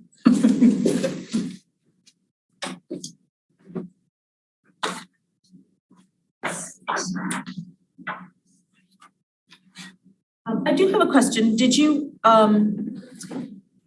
think about reducing, if you have more parking than you need, did you think about reducing the impervious surface? And obviously you didn't, but you want to talk about that? Yeah, I was gonna ask about, is this gonna be open to the public and how much are you gonna need there? I'll let the library speak to that directly. I mean, not put the engineers and architects in a position of answering this question. I'm Eli Nyberger, I'm Director of the Ann Arbor District Library. Thank you very much for your time. So part of the plans for this space involve occasional special events, right? Like maybe 3-4 times a year. So we are loath to reduce the amount of parking overall, even though routinely we expect to have 10 to 15 staff at the location. Occasionally we would like to, we have a big space out there that we don't have anywhere else on the system. So occasionally we'd like to be able to have events out there, which would be something that we would approach separately after the project is completed. But that's something that we didn't want to decrease. In fact, the drawings show possible location of expansion of the parking lot if that is ever required. And the events are, do you want to talk a little bit about what you're thinking Yeah, possibly? Robots competition, a Lego contest, special sales of library equipment. It's where all of our used equipment and idle equipment goes. So be great to be able to have those as events as well as possibly someday the Friends book sale. All good things. And require parking. That's right. Okay, that answers that, right? Any other questions of the applicant before we move to our reviews? Great, thank you. Mr. Luan, whoa. Hold on. Getting tricky with the cameras here, hold on. Yeah, everybody smile, we're close up. There we go, it's better. Okay, thank you, everybody. And this is just a little background. Again, I try to describe the process a little bit. This is a site plan, use permitted by right. It's in the industrial district. Office uses are uses permitted by right, industrial, manufacturing, a whole wide variety of uses. This is one of the things that would be permitted, storage of materials, office space for employees, that sort of thing. So the use is not an issue here. However, some of you might be wondering, and maybe folks at home might be wondering, why is this even here? Since they're really not changing the footprint of the building, right? They're really not changing the parking lot, the parking lot space. How this came, and we have been talking to the Ann Arbor District Library folks for quite some time. And, it came to our attention that this use compared to the Ann Arbor Beverage, Arbor Beverage Company that used to be within Ann site is what we call a change of use. And so the Arbor Beverage facility was truly a warehouse, a big open spot that they kept pop and beer or whatever they kept in there, and maybe had a small office. Now this is being converted to a Still some warehouse space, but a lot more office space. So what was just warehouse is now being converted to office space, offices, cubicles, on 2 floors. And so this was clearly a change of use, and change of use, even though the square footage of the building is not changing, requires us to review a site plan so we can check things like parking and that sort of thing. Anytime we have a site plan approval, go through the process, it's the township's opportunity to try to bring these old existing sites up to as current a standard as possible. And so that's like when we talk about pedestrian pathways and things like that. If this was another warehouse use, for example, that was just occupying the Arbor Beverage site, that it would never have come before the planning commission, and we would never be talking about sidewalks, and we'd never be talking about parking and lighting and landscaping and things like that. We're only talking about those things because it's a change of use and requires full-blown site plan approval. So that's kind of the background. This is one of those kinds of uses that if it meets all the standards, this is a non-discretionary approval, and that the planning commission and ultimately the township board don't have a lot of discretion. If they meet the minimum standards, we are compelled to approve the project. So moving into our review on, we have some minor, page 1, page 2, we talk about some minor informational information or things that has to be added to the site plan. That can be done prior to the problem. That's just additional information on some property damage. Our discussion of setbacks, we call bulk requirements. Again, this is an existing building built a number of years ago. They meet all of those standards for front, side, rear setback, parking setbacks. All of those have been met. They are increasing their floor area coverage. Again, this was a 1-story building at 11.4% coverage. They are now adding the second story. So that gets up about 14.5% of floor area ratio. They could have 40% floor area ratio maximum, so they're nowhere near the maximum. So no issues there. If you've driven out to the site or been down Parkland Plaza and familiar with the building at all, there are really no significant natural features on site that will be impacted. It's an existing facility, existing parking. There's really no issue there. Building location and site arrangement is existing, so we have no comments there. With regard to parking and loading, the required amount of parking for the amount of office and warehouse space that they're proposing would actually be 69 parking spaces. The applicant is proposing 64 parking spaces. So to the chairperson's point, they're actually currently 5 spaces less than what would be required under the current ordinance standards. So this is one of the elements where there is some discretion, I guess you could say, because the planning commission has the discretion to allow less parking than would be required by ordinance, as long as the applicant can demonstrate that what they're proposing would be adequate for their use. And all uses are slightly different. I think you heard from them that they believe 5 less parking spaces than what's required by ordinance would work for them and probably actually be in excess of what they actually need. So as a township's planner, I would have no issue with that deviation that the planning commission can grant. They do have to provide a total of 3 barrier-free parking spaces and 2 bicycle parking spaces. So again, 2 easy modifications to the site plan that we will check before this goes on to township board. Site access is not changing, so we have no issue there. We have already discussed the safety paths and sidewalks. The applicant is now proposing a more substantial sidewalk along Parkland Plaza and access from that sidewalk to the front of the building. That may not be used for quite some time, but we've said that about a lot of projects in the township over time. Some of you may remember that the sidewalk in front of Burger King was a piece of unfinished sidewalk for probably 10 years until development occurred on each side of Burger King and they connected to that side. We have examples of that throughout the township that have, that may have looked odd at the time they were constructed, but now are parts of a fully functioning pedestrian system. And we would hope that that's the case for this project as well at some point in the future. With regard to landscaping, we have a few landscape requirements that will have to be addressed. None of these are showstoppers. These are more technicalities that they will have to address. Things like a site landscaping calculation, and what that means is how much green space is on site after you take away from parking and building. They have, I think it's a 25% site landscaping calculation, and they have much more than 25%, but it's something that's required to be put on the site plan.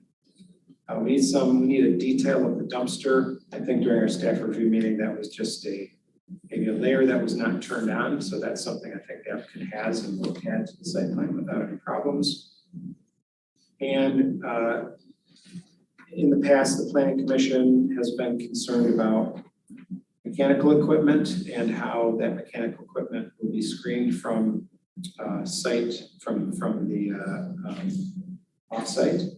And we'll be looking to make sure any equipment is screened from off-site views. And I can't remember if you guys said everything's indoors. There's no new equipment, So there's rooftop or green. no roof mounted or ground mounted equipment, so that I thought that's what we talked about, and I forgot, so thank you for that. We have no issue with the lighting as proposed. And just for the applicant's information, any signage will have to be submitted as a separate application to the township if you know what you're doing. The Planning Commission in our office also likes to see that at this stage, but if you don't know exactly how the signage is going to go, that's just a separate application. So those are our comments. We have 11 of them.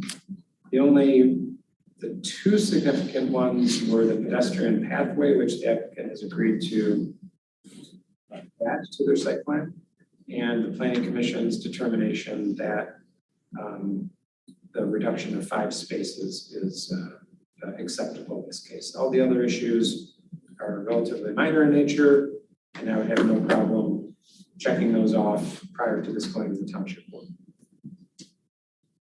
Thank you. Any questions for Mr. Juan? I have one, Mr. Lewine. Is it 5 spaces reduced, or because of did I read that because of the additional barrier-free space, they'd have to restripe it so that it was even 1 less? Or was that including the 1 less? You're correct. Okay, so it's 6 less? Yes. Okay. Which isn't much of a difference, but we're speaking numbers. Yeah, because that's different than what's in the report. Right. If they have to park on the street, they'll have the pedestrian access and we'll get people to go a little slower at 45. So, And then we'll make a crosswalk with a big speed bump. Yeah, I'm down with that. Commissioner Reiser. so I'm gonna support this. I'm looking at the GIS, the county GIS, and you're representing, Doug, the Parkland Plaza, which is generally north and south, although it meanders a little bit. On the west side, there is a pedestrian pathway already from north to south. Yes. And that links up to where the Scio subdivision, which is gonna link up through the Saginaw Forest, Saginaw Woods, correct? Yes. And is there a trailhead there currently? And I know that's not these guys' concern, but I'm just thinking about whether or not we need to, on our conditions, what conditions do we need to add? Or do you recommend that we add with respect to, like, I think Honey Creek is to the immediate north, correct? Yeah. But Honey Creek is off their parcel, right? No, They, or is it, the water, is the waterway on your parcel? Portion of the bottom of the bank is on our property. Okay. On the north side. Okay, and then you just do a bridge halfway and it stops? Exactly. You'd have to get an easement from the adjacent property owner. No, yeah, so I guess what I'm asking for is what do we, recommendations as to what we might want to include and be able to monitor in the future compliance with, that's not a deal killer for these folks and makes sense for us. So now I'm going by memory here, but there was, I believe, a parking area near the apartment complex, near the entrance of Scio, that was supposed to be set up for a kind of trailhead area. That was part of the Scio, I believe part of the Scio project. I can look. I mean, that's not their concern. I'm just curious about pathway connectivity is kind of what I'm getting at. Yeah, that's not their concern. I think that was already planned in a previous project.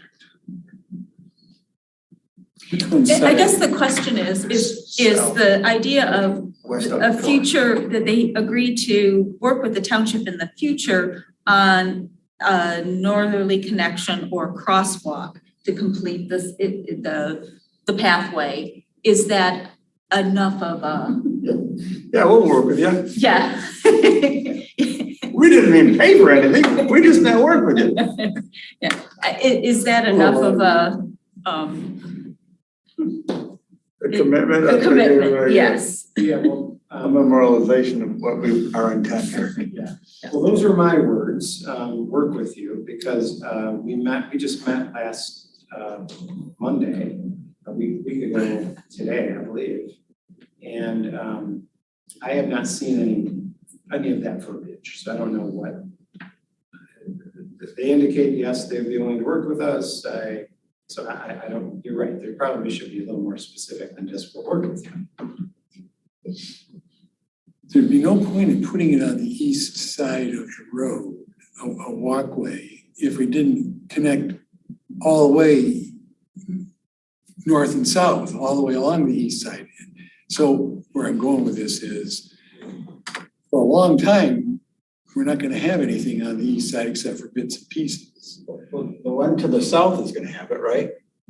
Or is it Two to the south? Two to the south already has it. Right. So you could kind of park here and walk to Saginaw Forest, or their employees could park there and walk to Saginaw Forest. You know, at lunch, after work, things like that. This could be a quality of life for their employees to get into that. I don't see it going all the way north and south to their property line. I see it stop. There's one gap. Yeah. There's one property gap. Yep. So that's why I said bits and pieces. It's not gonna connect up to anything until the intermediate property develops or redevelops, or we require it be put in some other way. And I guess because we don't know what's gonna happen, yeah, I think it makes sense to put it in because there's only one property gap. Yep. And then if we do, agree to work with the township, it's like the library has a different way, tends to collaborate more fruitfully, I think, with folks. So I'm comfortable with agree to work with, the township on a northerly connection or a crosswalk at a future point in time, but put in the sidewalk now, put in the safety path now. At the discretion of the township board, I mean, who makes the choice? I mean, it's gonna be at the point where the township board. When requested, it would be when requested. Okay. I mean, it could be the PPP committee. No, because that was tough to be approved by the township. No, but my point is, I don't know who does the reach out. I mean, it could be. Money spent is you guys. Pardon? Money spent. I know, I understand it. But I think if to work with the township in the future on a northerly connection or crosswalk when requested, I think it's fine. And then the pedestrian, the safety path gets put in now. Is that okay with not you folks, but I guess yes, the library folks.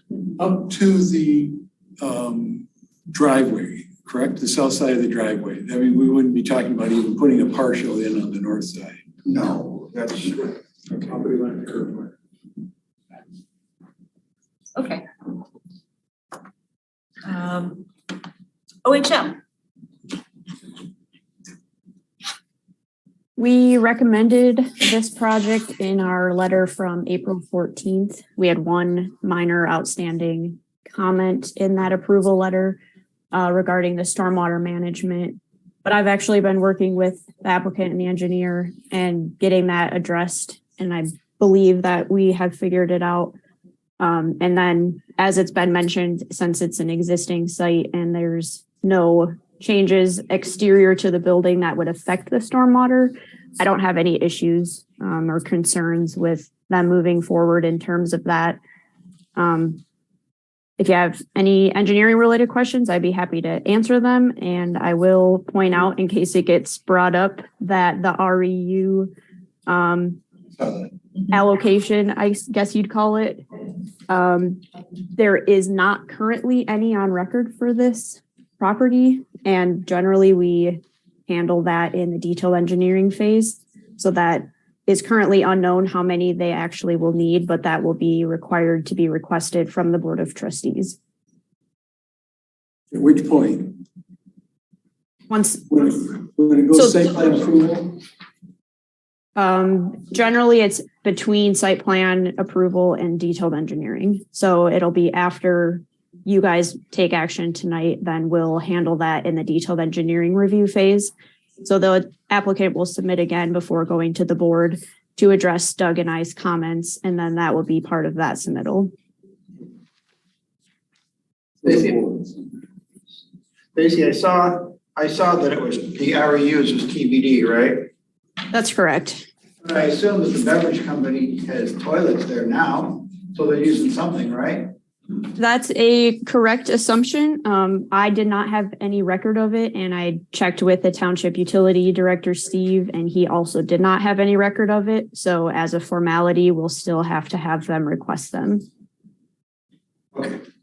All right. It should be fairly minimal, Right. but we'll figure that out in detailed Unless they go engineering. crazy with the toilets, but yeah, you're right. All right, any other? Just on that point, I did do a preliminary calculation, and I believe the number is going to be 7 REUs. But we'll finalize that with Stacy. 7 total, less whatever is allocated there.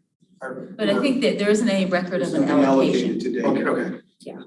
They went rogue. They went rogue. Okay. All right, any other questions? Thanks. Thank you. I have one question. Is the expansion of the dumpster area also to accommodate recycling? Absolutely. Does it say that on the drawings? No, it doesn't. Indicate that one of the dumpsters is dedicated to trash and one is dedicated to recycling. Do you have a lot of employees or visitors that arrive by bike? Very rarely. I think given the location, it wouldn't be uncommon. I mean, but I think the 2 bike hoops will be fine for starters. But we have a few bikers at the library, but I suspect most of them are not coming from this side of town. So I think it'd be fairly rare for a staffer to arrive by bike. And then I guess these are comments, these are, not requirements, but just to make you aware that the Scio Township does have a statement that we are trying to reach carbon neutrality by 2035 for the community, and we hope you will participate in that. And also, although there aren't any stormwater requirements, as you are finalizing your site plan, if there's anything that you can do to improve the stormwater management on the property, we would encourage you to do that, just because there are, Honey Creek does have flash points and et cetera. So it isn't a requirement, but just a sensitivity to improving the natural environment. Yes. It's also not a requirement, but do you anticipate any of your employees will be driving electric vehicles and perhaps needing a charging point? Planning and putting them in? Yeah, it's something we plan to explore. We're in the early stages of talking about that. We also are looking at hopefully at some point converting our delivery truck to an electric delivery truck. And I'm not sure if this is this is a project, all of the new space is going to be conditioned with ground source geothermal. Mm-hmm. So this is a That's good. major investment from Lund. Yeah. Ground loop or vertical? Sure, ground, I think it's ground. No, it's vertical. Course. Yeah. Great. So, any other discussion? Entertain a motion? Is there a condition? You know, I'm gonna move or support someone's motion to approve this, but what were the conditions that we need to incorporate? I think they install the pedestrian safety or the safety pathway to along Parkland Plaza to their front door as illustrated in the meeting. And indicated on the site plan drawings. The updated site plan drawing. And then they agree to work with the township in the future on a northerly connection or crosswalk when requested. So up to their front door. And along Parkland Plaza. So is a northerly crosswalk really kind of a bridge across Honey Creek? Well, it would be either the northerly connection or crosswalk, meaning across the street. Because I could see, you know, doing a crosswalk as opposed to doing another crossing of Honey Creek. Right. Yeah. You could say east-west crosswalk. Yeah, thank you. Or Parkland Plaza crosswalk. Yeah, or something like Yeah. that. Mm-hmm.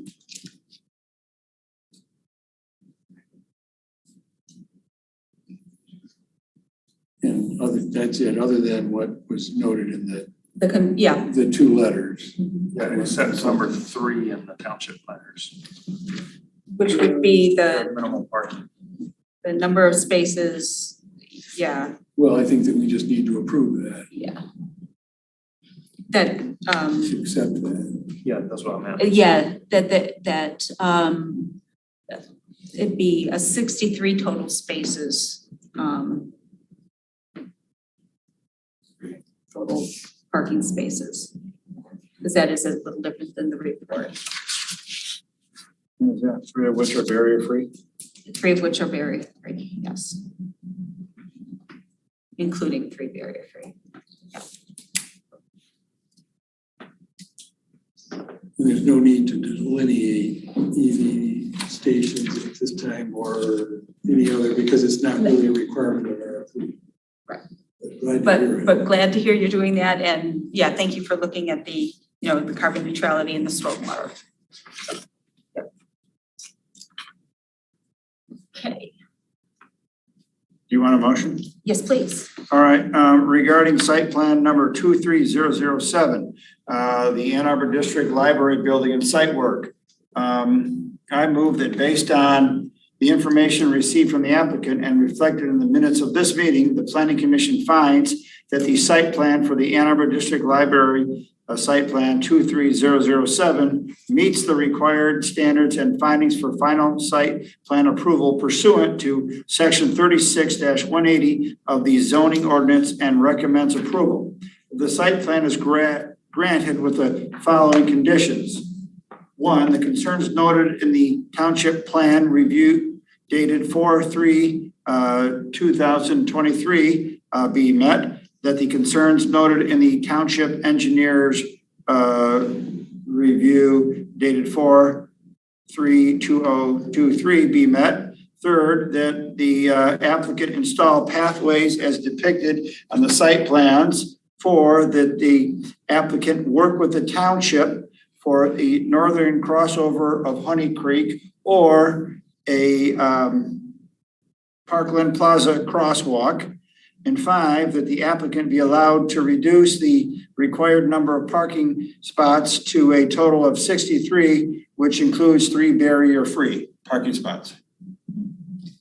I just have one question about the dates of the letters. I wrote down 5/2/23 and 4/14/23. Have they been supplemented? I don't know that, I just. Those are the dates in that I see. I have a 5/2. I also see the 4/3 that you're referring to, so I can't find my So 5/2. what's the most recent one, Doug? 5/2. 5, so I would accept a friendly amendment for 5/2 for the Carlisle Wortman. And with respect to OHM, Stacy might be able to weigh in. I've got 4/3, but is there something more recent? 4/14. 4/14? Okay, that's friendly amendment. Okay, so it's, we have a motion made by Commissioner Reiser and supported by Commissioner Hyde for approval with conditions. Further discussion? Right, roll call vote, please, Commissioner Chang. Okay, Commissioner Human, Yes. Commissioner Chang, yes. Commissioner Hyde, Yes. Commissioner Reiser, Yes. and Commissioner Culbertson. Yes, Okay, carries. thank you very much. Thank you. Good luck on your project. Thanks very much. When do you wanna start breaking ground and doing what you gotta do? Last We're ready to October.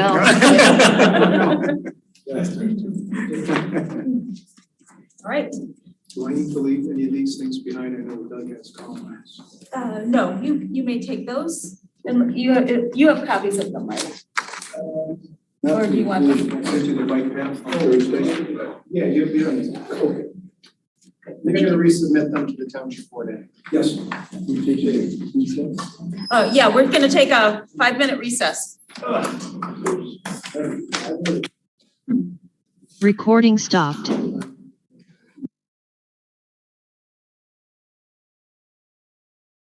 To our discussion topic of the Jackson Road corridor study. And so I'll hand that over to you, Doug. Okay, thank you. So I handed out some information this evening, in the packet, so I can try to put this in the packet, but I handed out some information, and really this is, what I handed out is not new, it's not new information. But the stuff that I'd like to talk about briefly, are the current Jackson Road overlay zoning standards. The current master plan future land use map and the current master plan sub area of the Jackson Road sub area. So these are all existing documents. There's nothing new for the public or for the planning commission this evening.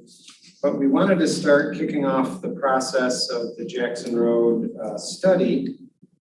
And so right now, these are the 3 primary elements that we have to work with. That's, again, the Jackson Road overlay district, which are zoning provisions. That's the law. That's what we have to follow. And then we have the master plan, future land use map. That's the goal. That's what the township is striving to accomplish, 10 to 20 years out. And then in association with the future land use map is the Jackson Road sub area, which the language I gave you is from page 66 and 67 of the current Scio Township Master Plan, which is on the township website. So if you don't mind, let's start with, so let me back up. So we're trying to determine what it is that we want to do with the Jackson Road overlay or the Jackson Road area. So the Jackson Road from, City of Ann Arbor out to Lima Township, what is it that Scio Township wants to accomplish within this corridor? So that's really the big question. That's the big picture. Little historical context is if you look at old master plans, about 2 generations of master plan ago, the idea of the Jackson Road corridor was primarily a office industrial corridor. It was supposed to be a corridor that produced jobs and, employment and tax base.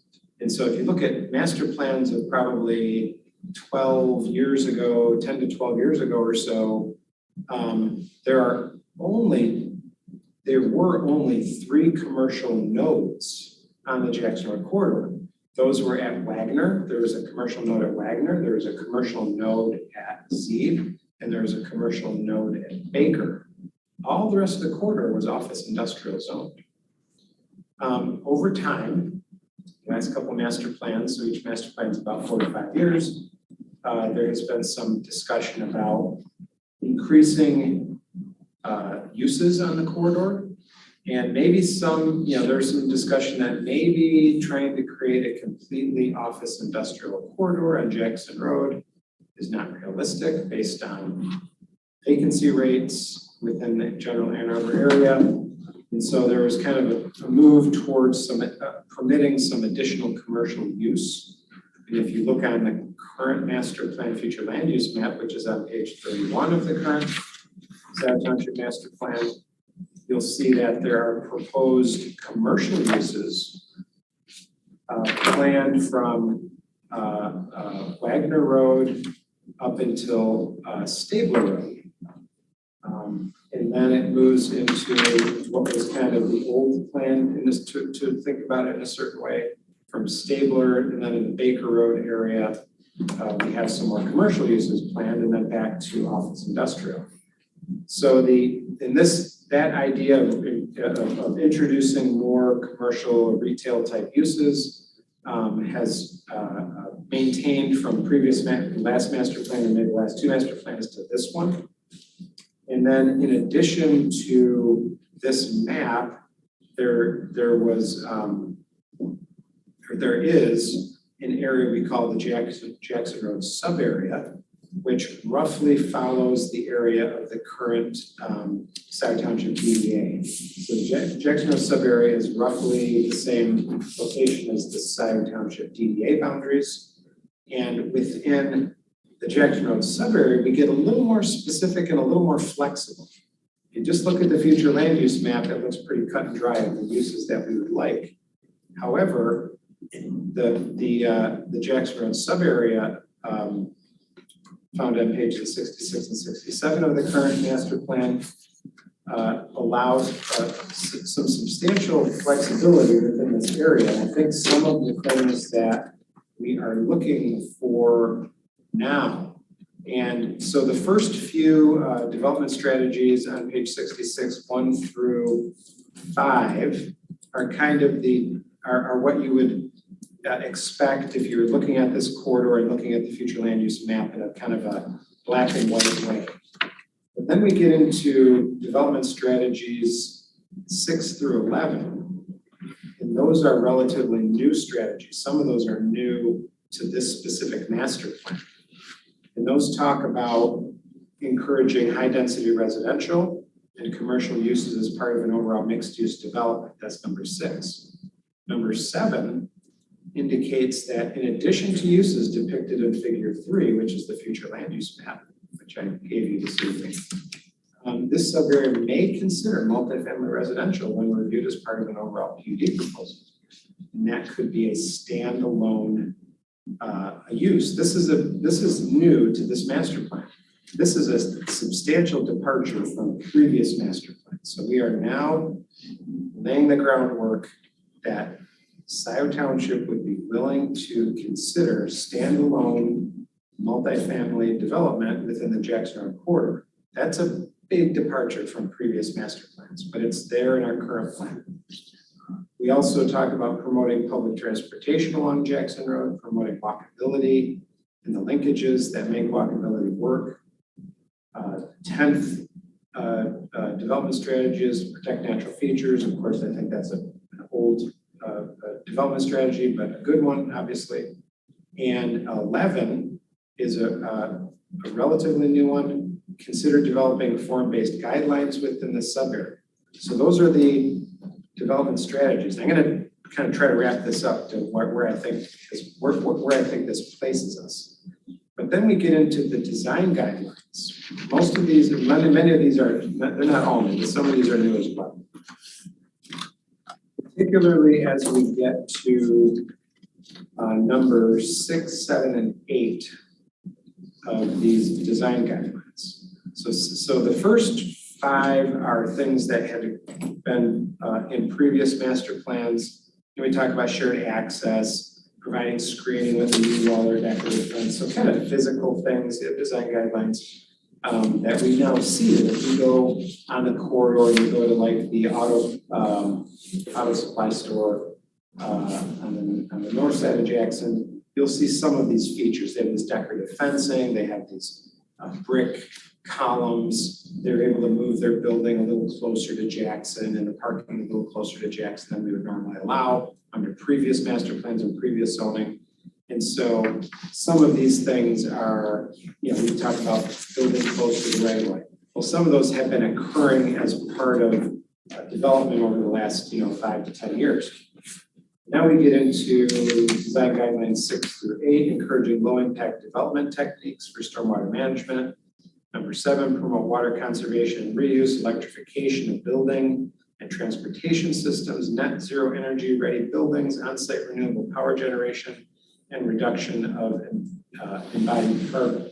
Number 8, encourage a provision of design features with amenities such as plazas, community gathering spaces. I think that might be an old one, but there's some new thinking that went into the Jackson Road overlay sub-area.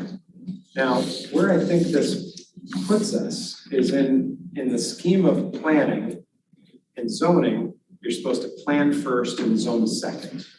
So, and it's okay that the planning part is not super specific. I mean, you are on firm ground if you want to update your zoning ordinances, if you talk about some of the things we've talked about in the Jackson Road overlay, the Jackson Road sub-area that's in the master plan. So I think we're in pretty good shape from a planning perspective to perhaps move into actual zoning ordinance update language. And so it's really up to the planning commission about how you want to proceed, but I don't think we have to do a lot of report writing and planning work because I think we've already done it and discussed it and debated it at the planning commission. So I think the language here is general enough that we could really get into amending the Jackson Road overlay district, which I think is where this is going. I think this is actually going to, where this will make the most, put it this way. We can do plans and studies and reports, and plans and studies and reports don't make things happen. What makes things happen is the zoning ordinance, because that's what developers have to follow. They don't have to follow plans and studies and reports, they do have to follow the zoning ordinance. And so if we are in somewhat agreement that we've already done some of the legwork in the planning part of it, then we can get into the actual ordinance part of it. And that's where I think we're at, but it's really going to be up to you guys how you want to proceed in that regard. Now, the last thing I gave you is the actual language of 36-76, which is the Jackson Road Overlay District. This language was developed a number of years ago. I think, according to if you look at the back end of this, I think it was first developed in 2011, maybe updated in 2019. But it's been a while since this language was put into place.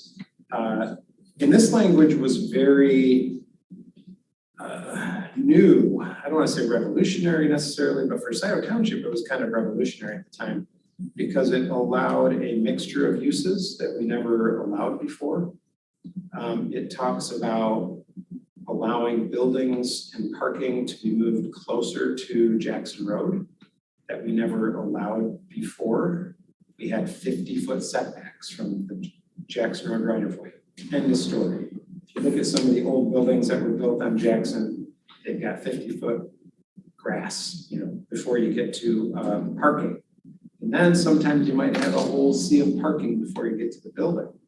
So another feature of the current Jackson Road Overlay District is a build-to line. So you cannot build a building past 75 feet from the edge of the right of way.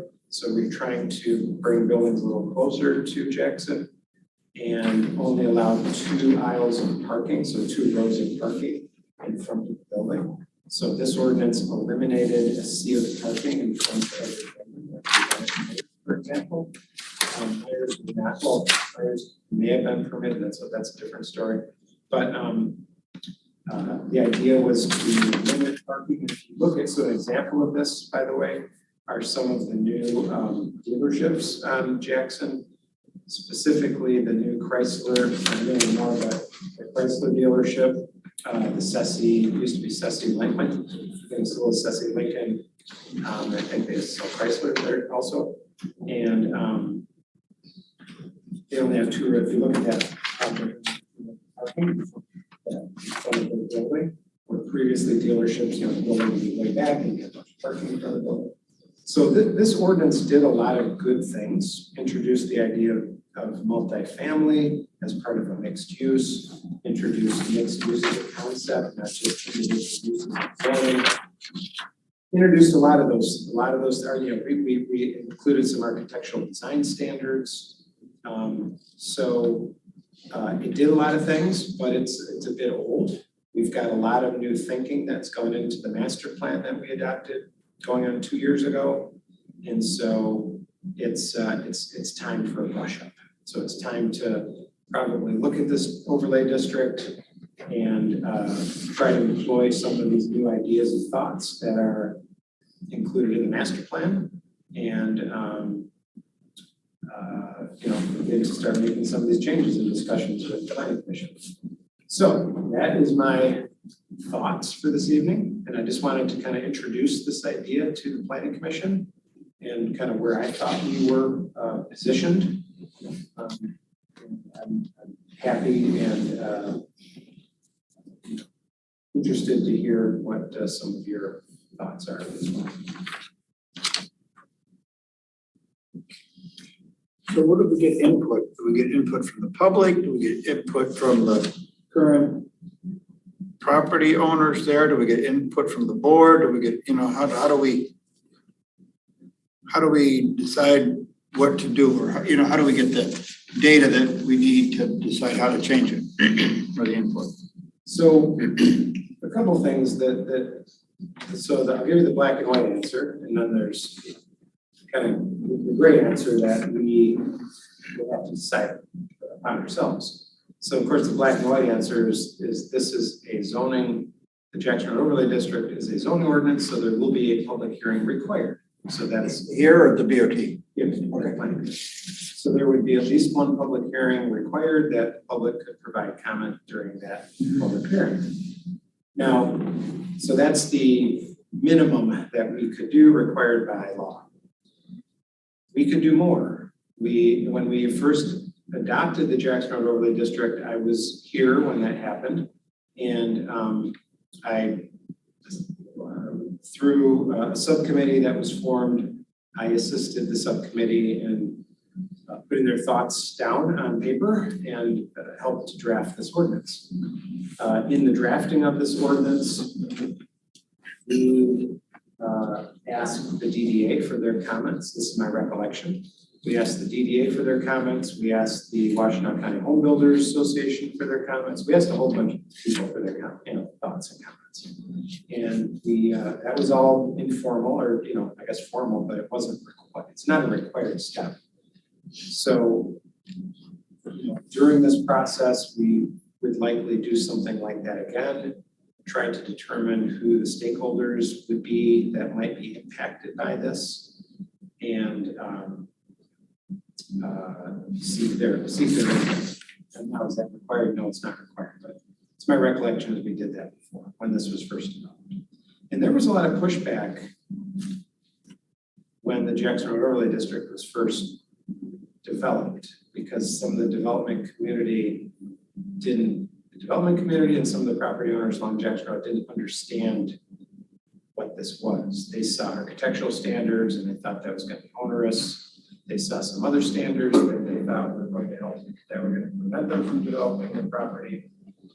And I will say from my experience, just the opposite has happened. The Jackson Road Overlay District has opened up property for development that we would have never gotten if it weren't for the Jackson Road Overlay District. So I think this has been, in my opinion, a very good ordinance that has promoted development where we want development promoted within the township, while still providing some standards for that. So, but that's a very good question, and that's something we're gonna have to work on. So it's kind of like reimagining Jackson Road. Still has to be a boulevard, is that correct? It's hard to change structure, so it's the requirements to be built along the boulevard. Jackson Boulevard, rather, not road, but yeah. I think there's one other piece of information, and that goes back to the PUD, because the way that the PUD ordinance is drafted, it now really is the ordinance it will be the water and sewer district ordinance. So I think that's one other piece that needs to be kind of developed with these. Because once we only have PUDs but no density bonuses in other areas like what's proposed, then whatever the density bonuses and so forth are gonna directly affect the zoning too. So I think that's, I hate to delay that, but I think it's sort of a part of, the overall rezoning, yeah. And I wouldn't want us to pass something and then go, oh, shoot, that means, We have to revise this we have to revise it, yeah. Is there a map that shows the overlay district rather than, I don't see it on The here. overlay, Yes, the other is on the website. Yeah, it's actually on the zoning map. That's the Not this, yeah. No, it's on the website on the zoning map, and Okay. it's kind of hard to see, but it is there. It's like a pinkish color, but it does show the overlay district. Okay, so gotta go to the zoning map. I'll pull that up too. Yeah, and it's kind of, it's a dotted pink, isn't it? It's dotted and then it's a kind of pinkish color. But yes, it does show up on it, so. Mhm. And while we're talking about these things, will you make sure that the future land use map, the overlay district and the Jackson Road sub area and what you gave us last week gets uploaded? Oh, yeah. Yeah, that'd be great, thanks. And by uploaded, you mean Into the meeting. Yeah, Can we revise the package even after the meeting? yeah, We can, right? yeah, with the minutes. So Fran can put it in. We could make this as an attachment for this discussion item. That would probably be the best thing to do. I just make a PDF of all this stuff. Yeah, and I think we do need to do a reasonable amount of communication with stakeholders, just because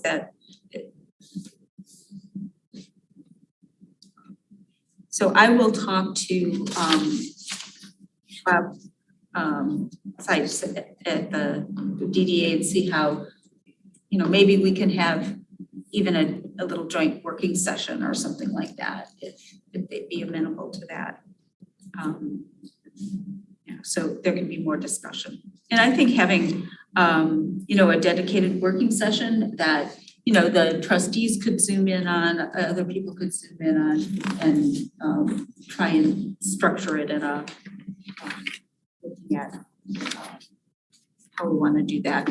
I guess the other question I have, Doug, is when we talk about, I think the REUs, the total REUs that came back for the water sewer district was something like 1,200. And I think it was Stacy talked about it being, the equivalent of 3 to 4 Woodview Commons. So, when we really look at it, if there's Crossroads goes ahead, that really says it's 2 to 3. But she's already taken that into account. No, I thought she said anything that's, oh, it's not approved yet. It's not approved. It's Yep. proposed. It's proposed, so we really, and if we have, you know, the Goodrich site, then we have one or two left, you know, Before before. we run into a renegotiation Correct. situation. So that really does impact, you know, kind of the key areas for a more intense, especially multifamily development. But if we set it up in such a way that says we want to go further than we can today, it just means we're going to have to renegotiate that much sooner. It doesn't mean that we can't envision something that it's going to require more. Yeah, but there might be a way to prioritize certain sites for that. Because you're gonna have to say no at some point before it, and it's, you know, the renegotiation, I don't know how long it took last time. It's not a 6-month thing. It's, yeah, much longer. Go ahead, John. So do we renegotiate, because does sewer and water come into Scio Township at different avenues? Because I know there's up in Maple and Miller, they've got it because it's right across the street from Ann Arbor. And then down in Scio, like, you know, they've got it, and then it's along, is it one way in, one way out, or? No. 3 ways. I think Stacy could, I could probably fake an answer, but if Stacy's still here, maybe she can. I've heard of at least 2 zones, because Crossroads was in a different. Liberty, they were along Liberty. So there's like along Liberty, there's along Scio Church, there's along Jackson, and there's up north by. There's nothing along Scio Church, is there? Stacy's here, she could probably. Oh, I see. Yeah, sure is, a lot. Well, yeah, but I thought it came in along Liberty. I don't know. That's. Yeah, I don't. Help us understand, Stacy. You actually caught me off guard. I was just about to pull up the maps myself and see exactly where it pulls in, but I think there are multiple points. I just don't have that information readily available. Okay. Yeah, I'm pretty sure there are 3, I believe there are 3 separate points. And besides. For incoming or outcoming, i.e. for water or for sanitary? Yeah, my thinking when it comes to limitation to development is always sanitary, not water. So I believe there are 3 different points for sanitary sewer connections. I don't know the water. Then we have a pumping station along Jackson. We have something along the Liberty right at the boundary. I don't know if we have one along Maple Road. There's a connection to that subdivision out there. Yeah. So Walnut Ridge. Right. That's like small potatoes compared to the other 2. Is our renegotiation, is this renegotiation number driven or is it infrastructure driven? I mean, do we have to renegotiate our rates, our amounts, or do we actually have to get new hardware embedded in the roadways? You know what I mean? If we get to what point do we need to have new? Well, you know, obviously right now there is no renegotiation. Right. This is something that could happen. Theoretical. Maybe someday in the future. But it's amount, I think it's quantity that's leaving Scio and going to Ann Arbor. And they only limit us because of their limitations at their treatment plants. I'm not even sure that's the limitation. I think the limitation is they are limiting us to a certain amount. Guessing they have capacity to increase that.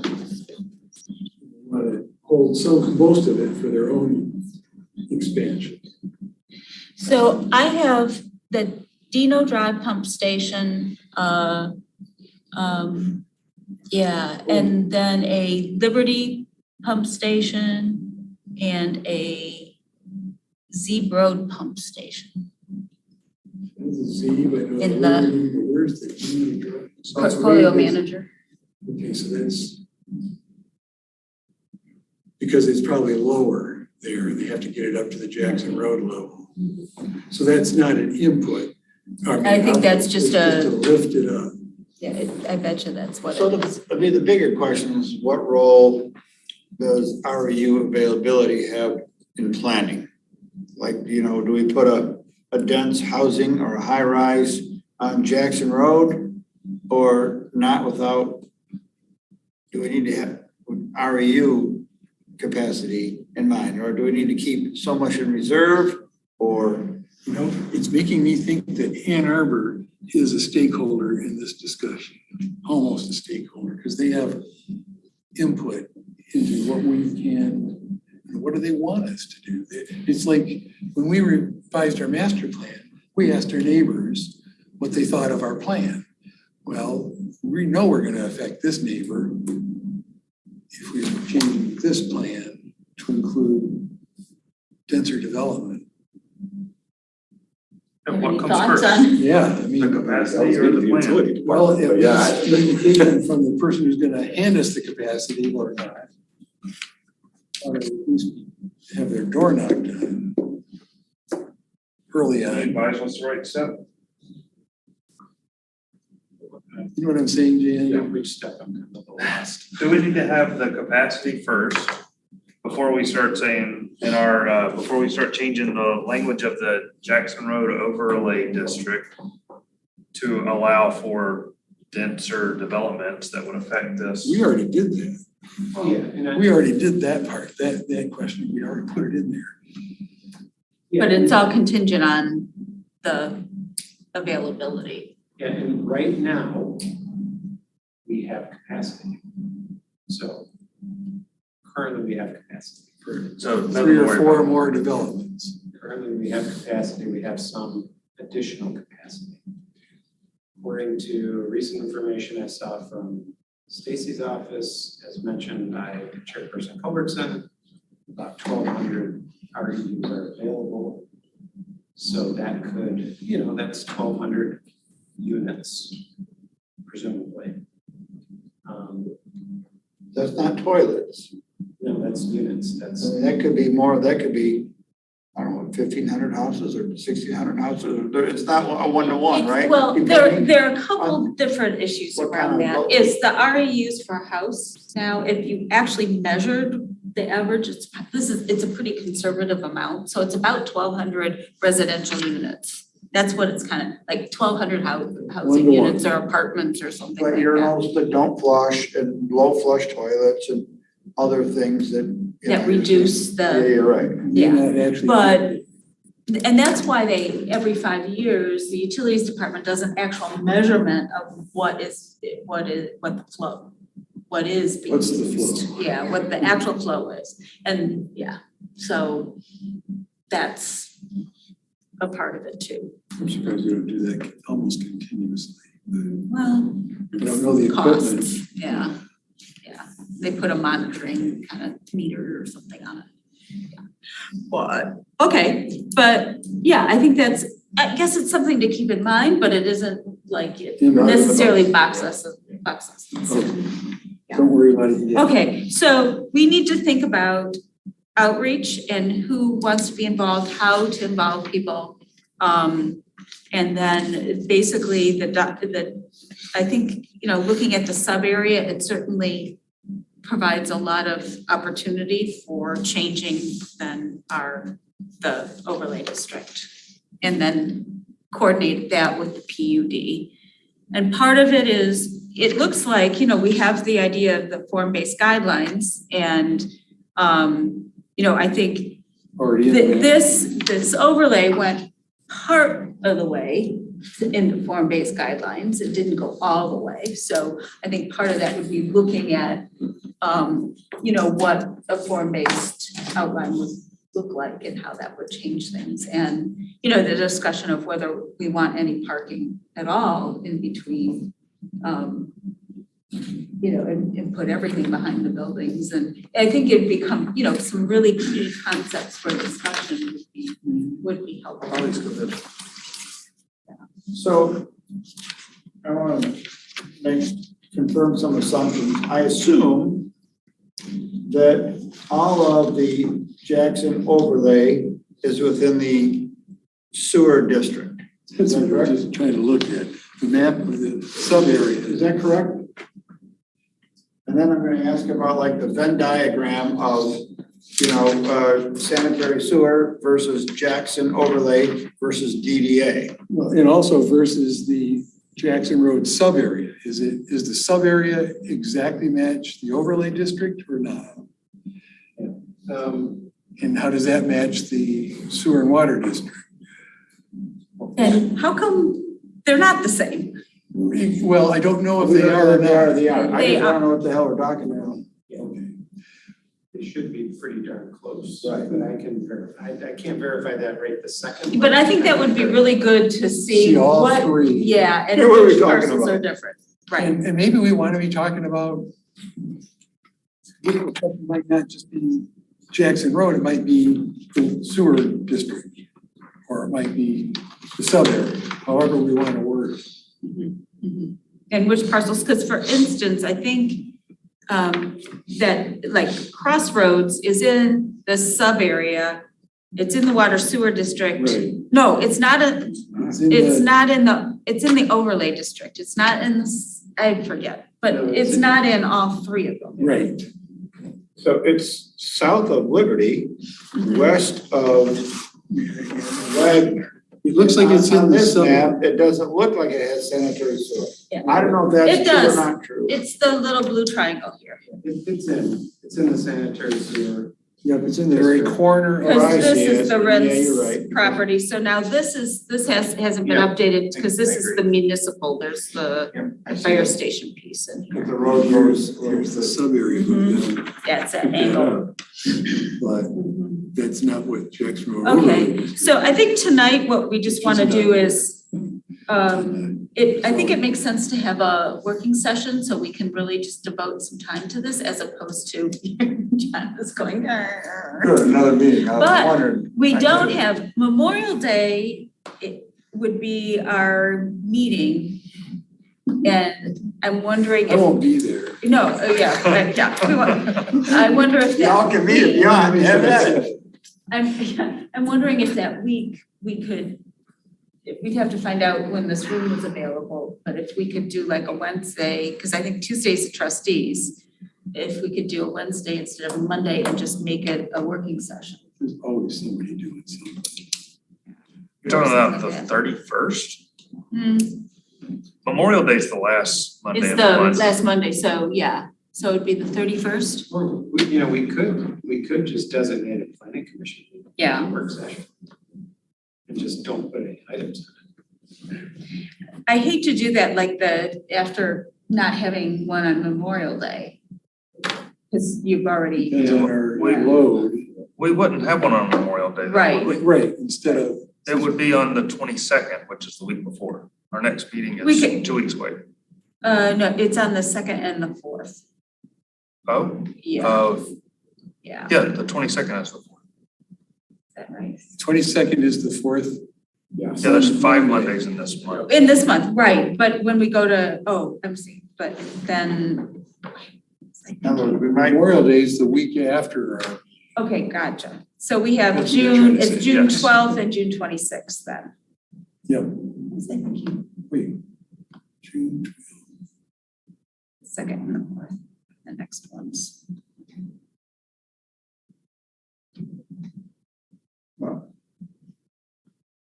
I guess what we could do is look at what's coming up and try and put all the Is there much proposals. Is there much in the pipeline, Doug? So in other words, Doug's thinking that we could do this on a regular meeting, given what he forecasts. John likes that idea. Yes. Yeah. Okay. Okay, so I then like we'll it too. look at either doing the 12th or the 26th for a working session. Okay. And may I say, we're either gonna put the Board of Trustees, all on your shoulders, or maybe we want to invite. No, we would invite Well, the, we're just talking right now, man. We're gonna probably have a meeting with DDA invited and a meeting with BOT invited and the public invited. We gotta, We got a long way to it's go. like a little bit of master planning, or I guess they don't use that word anymore. Comprehensive land use planning, you know. and we'll let them know that we're gonna be discussing it. Because it's important to have them be thinking about it, not have to redirect us later.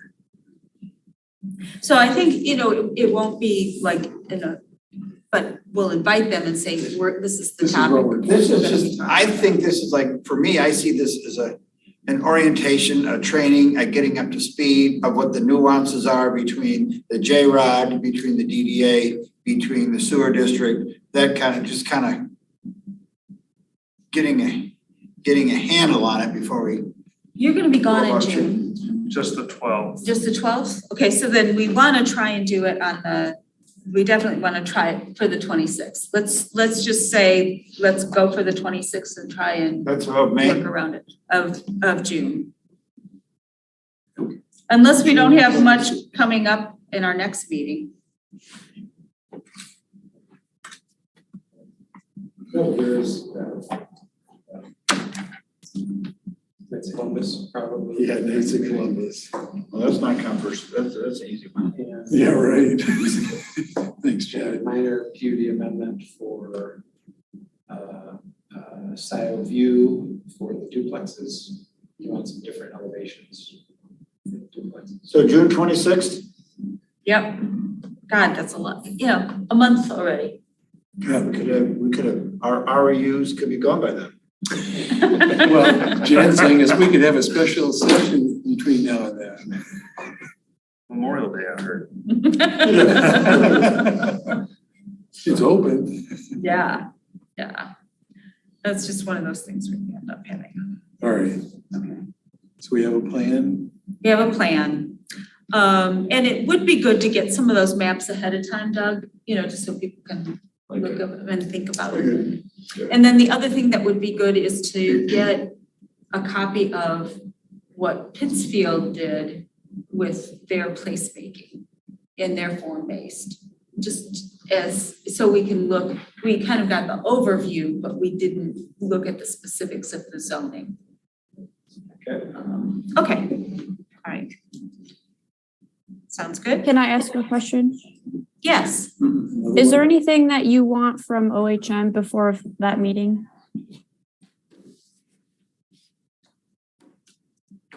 You know what, Stacey, it would be good to know what the REUs were for Woodview Commons and the proposed REUs, if we know them, or what the guess was for Crossroads. So we know kind of the scale of. Okay.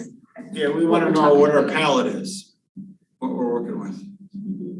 Yeah, And then, because Crossroads was all multifamily and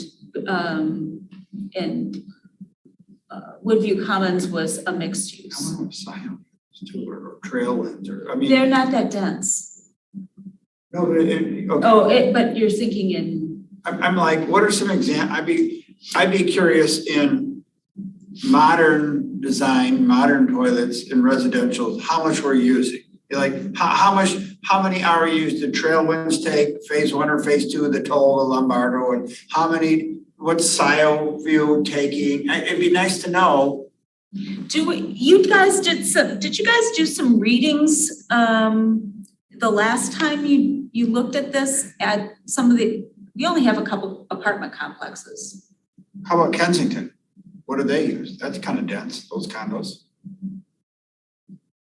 Southwest, Yeah, or southeast corner. Yeah, it's at Oak Valley and Scio. I mean, like, what are new, modern, dense developments using by way of REU? Actual? Yeah. Yeah, not. Yeah. Not. How could we get that information, Stacy? are you talking about the number of RUs for development still? Yes. Oh, the actual use though, I think, as opposed to Well, the REU. we want to know what we have available. Right. And then we want to know what a given neighborhood or a development is using, so we know we can do, we only got 3 more of these to go, or. What do we want to base it on? I mean, Actual something use local- or? Well, no, but is there a development that you could point to that Stacy could go look up what they actually have measured? I think that would be a Steve question. I don't believe that OHM has access to that information, but we might have some sort of information in the last sewer capacity update that we looked into. I can ask Sally and Matt and see what that entailed and if any of that information would be useful to you guys. Okay, yeah, specifically, yeah, a more dense development, the actual use. Right, I don't know. Compared to the RUs. Right, I'd be curious to know what we thought it was gonna be versus what it is, honestly. Yeah, And what it would, and I'm not asking her to do all that, by the way, she doesn't work for me. But, you know, I'd be curious, like Kensington, we thought it was gonna be 75, but it turned out to be 70 or 80 or something like that. Well, a relative, a simple doesn't maybe get exactly what you're getting to, but a simple way to do that is all of those projects were assigned RUs. That's my point. And they paid for them. You know, they had to pay for this. And so we know that. We know what Kensington was assigned. You know, we know what, now we don't know what the flow is, what the actual flow is, but we know that they were assigned a certain number, and we would probably assign future projects to similar numbers. So, but RUs, that's not a hookup. That's RUs different than the actual. Yeah, no, not a hookup, yeah, they were assigned a certain number of RUs. Got it. Each project. Okay. Because they had to pay. You know, And then we did, a few years ago, they actually did some measurements. So Stacy's gonna see if any of those measurements would be helpful. Okay, thank you. I did have 2 other things to mention. Yes. I don't know how many of you are familiar with the Ann Arbor Table A. That's what we use for these REU counts per different property, residential, commercial, et cetera. So that you could do quick math of what something new might take from the REUs. And then also the remaining REUs isn't necessarily the remaining capacity. In order to actually determine that, we'd have to do studies of the actual use like you're mentioning, but that just gives you kind of a general guideline of where things stand. Probably a conservative guideline. Yeah, I'm not looking at that. What's the table? I heard table A. A in Ann Arbor. It's probably their utilities, something. A is in the letter A. Correct. Okay. All right, so I'm gonna move on to reports just because we're a little after 10. And I think we have a plan together, and if anyone else thinks of some other information that would be helpful for that meeting, we have some time so we can rest it. So Stacy, did you have anything else you wanted to report on? I do not. Okay. Doug, do you have anything, what has been coming through? Oh, interestingly. We had a pre-application meeting, I don't know if I reported this last time, Firestone fireplace. I don't know if you guys reported on that last time. I don't remember it. That's one of the last pre-application meetings we had. There's a vacant lot next to Culver's. And that had been previously proposed as a Firestone tire and automotive facility. Actually made it pretty far through the process, and then COVID hit and they decided they didn't want to build it. Oh. And so then on that same site, there was a car wash being proposed, which maybe you may have seen. And then that fell through, and now Firestone is back. So Firestone wants to resubmit pretty much the same plan that was previously approved. The old Panera building is trying to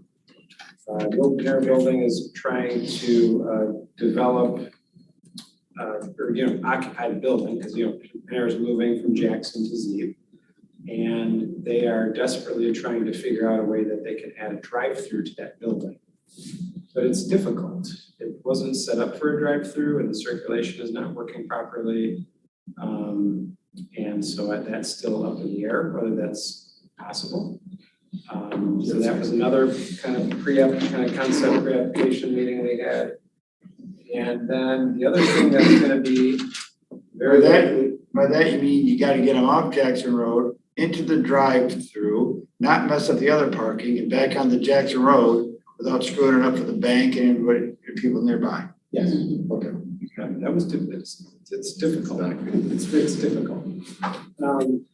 So, and we pointed out the difficulties, and I think they're trying to make it work. I don't know if they will be able to succeed at making it work. Motorcycles only. Yeah, the other thing No cup holders. that we've talked about recently that will likely be on the next planning commission meeting is a proposed amendment to the Scio PUD, and that is to allow different, similar but varied building architecture for the duplex units. Remember, there's two parts to Scio. There's like a duplex area, so they're not actually attached, but we call them duplexes. And then there's a single family part. Well, a new developer has purchased the duplex part from Buchanan, who passed away about a year ago. And he's trying to make the units a little more marketable and provide a little variety in the facades of the buildings and a little bit different floor plan stuff. So that is going to be coming to us likely next meeting for a possible amendment to beauty. So Does that mean like less cookie cutter or more variation, or what does that mean? More distance, or what would the market prefer over what was envisioned? The developer believes that there should be a little more distance between the buildings, and that while trying to maintain the spirit of that kind of craftsman look of those units, that there can be some little more variety in the building architecture, so they're not all exactly the same. So Cookie cutter. that's what Less. less cookie cutter, if you want to use that term. Sort of like craftsman-y, single story-ish, but with some variation. A little further, yes, a little further apart than 5 feet. Right now, So then they won't be duplexes, they're just gonna be. Yeah, if they're further apart, do they have to become smaller or? No, that's a point that I raised with him, is that this is a approved condo with building envelopes. And he has assured me that he can maintain units within the approved building envelopes. Is it more rectangular then? I guess we have to wait to find out. Okay. Yeah. All right, interesting. Right, I'm just gonna, chair report, basically, we just have, ESTF, are working on incorporating, we got some good feedback from here in River Watershed Commission, Council, and we're changing it's gonna take a little longer, so we're probably gonna be coming back June 12th with the Final draft? The final draft, yeah. When you say we're coming back, you mean within the ESTF? Yeah, ESTF to Planning Commission. So it will be in front of the Planning Commission? Our target is now the 12th of June, yeah. So we're hoping to make that date. If we don't get it out soon enough, then it'll be the next one, which would be our working session. Or maybe that's better, but probably not. So we're targeting for the 12th for that final. And Board of Trustees, we want to make note that we'll upload Riser's report. Yeah, your report. Any questions on that? I have to say, I didn't have a chance to read it. I didn't see it because it wasn't I sent to emailed everybody. it, I have paper copies for sale. If you can upload that to He sent it to Fran. yeah, but it was after 4. Yeah, I Right. didn't catch it either. Yeah, it was, that's fine. You at least did it. At least you wrote it. We didn't all get to read it. I got one right here, buddy. Mhm. Relax. Yeah. And you have a meeting tomorrow. Okay.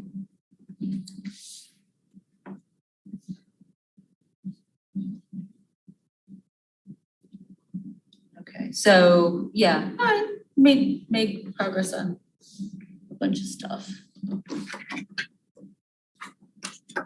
The public will be able to see it later. Yeah, it'll, That's fine. Okay, ZBA, we have not met. DDA, I had a Zoom issue and I looked for the recording and now I realize that there's no recording. So I'll wait for minutes. I am gonna meet separately with the chair so we can talk about the Jackson Road corridor and also the environmental sustainability thing and how to engage the business community in that. Yep. Road Commission Advisory Committee. Yes, Roads Advisory Committee. Yes, roads. Yeah, oh, it does say Road Commission, doesn't it? Yeah. Let me, We've I actually better had correct that. the Yes. internal talk, whatever, commission versus committee with the committee commissions over there. Yeah, we met last week. We looked over some suggested reading that I think you shared with me, Chairperson Culbertson, back in January. I'd forgotten to share it with them, so we reviewed it. Largely, there was the committee's response was this is a planning commission issue, and so they wanted to send it back to the planning commission for review, as well as some other suggested reading from them. It's quite lengthy, so I would say skim it if you're going to read it. I think one of the things that came out of the last meeting, though, was that we as a committee need to review our charge.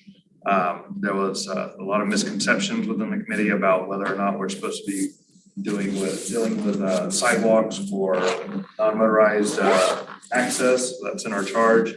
Also, better coordination with the Planning Commission and the DDA are in our charge. And so we're going to be reviewing that at our next meeting and hopefully starting to get more collaborative. Focused on full charge. Yeah, because I know in, meeting, because the PPP group is questioning whether they really have jurisdiction over non-motorized pathways because they're working more on the kind of more trails and not all non-motorized pathways. So, and I think it's a challenge to somebody to take on transportation as a whole. And I mean, roads may not be the right place, but we don't have any transportation plan. We did discuss taking on transportation as a whole. The general consensus was no, we shouldn't. We only focus on roads, but that's when I brought up our charge, mentions pedestrian and non-motorized pathways as well. So it's not just vehicle roads. Right. So they heard you loud and clear. So. Well, They just not didn't everybody's wanna happy do about it. So we're gonna review the charge. Okay.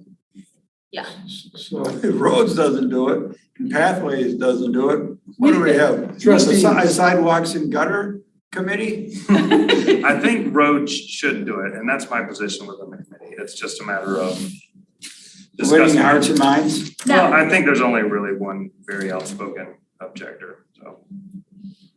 Yeah, because, and I just keep saying, the resources that are gonna come through, a lot of that, it comes through transportation planning. And that also brings up,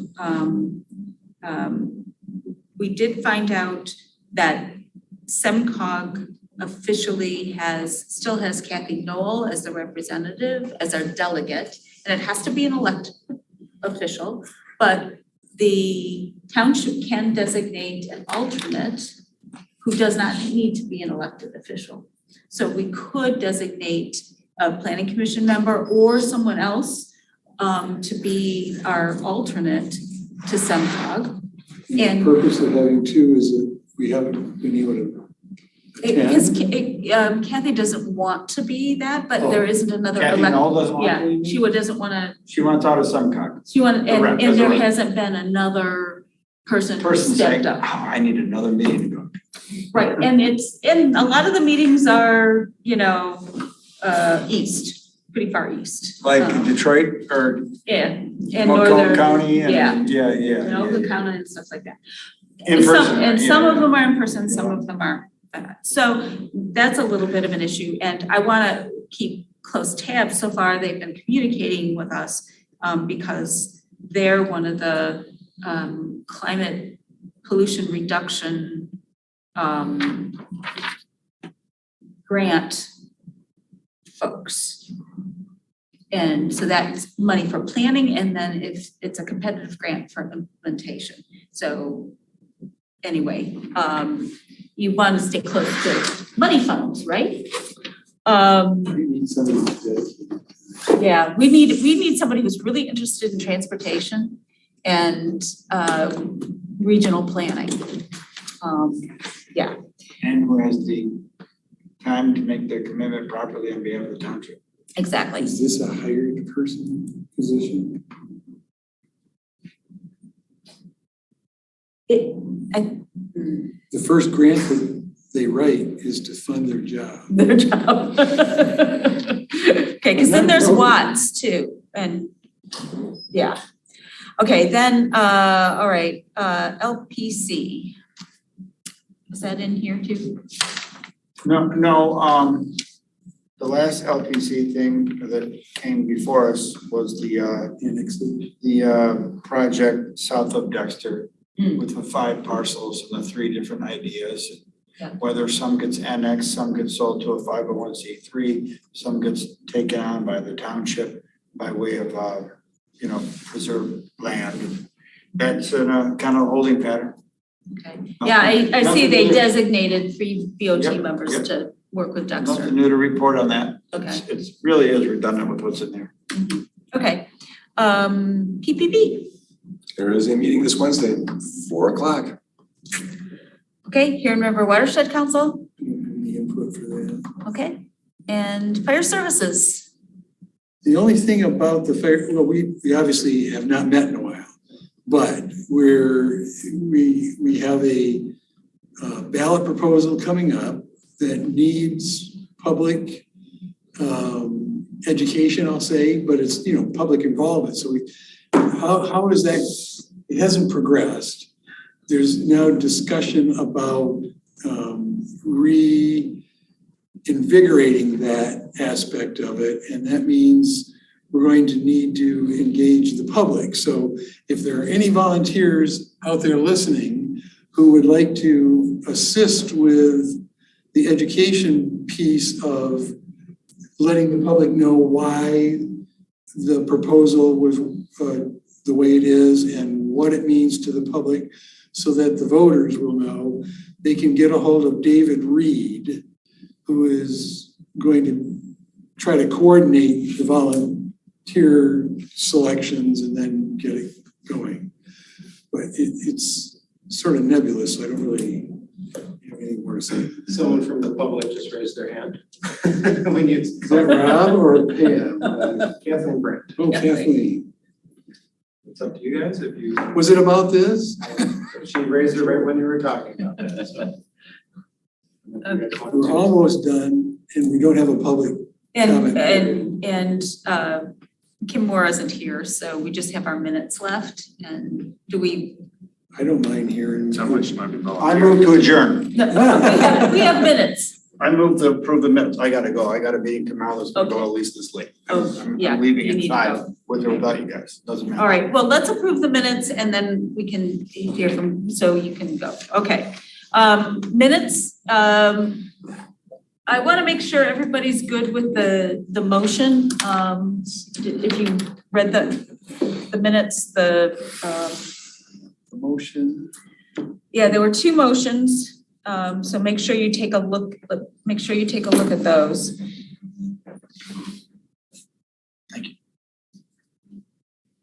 The motion where?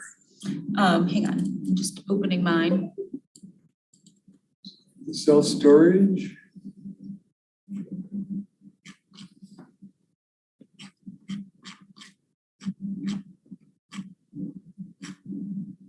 Oh, it's the use motion. Just want to make sure we're, What, do you have a page? yeah.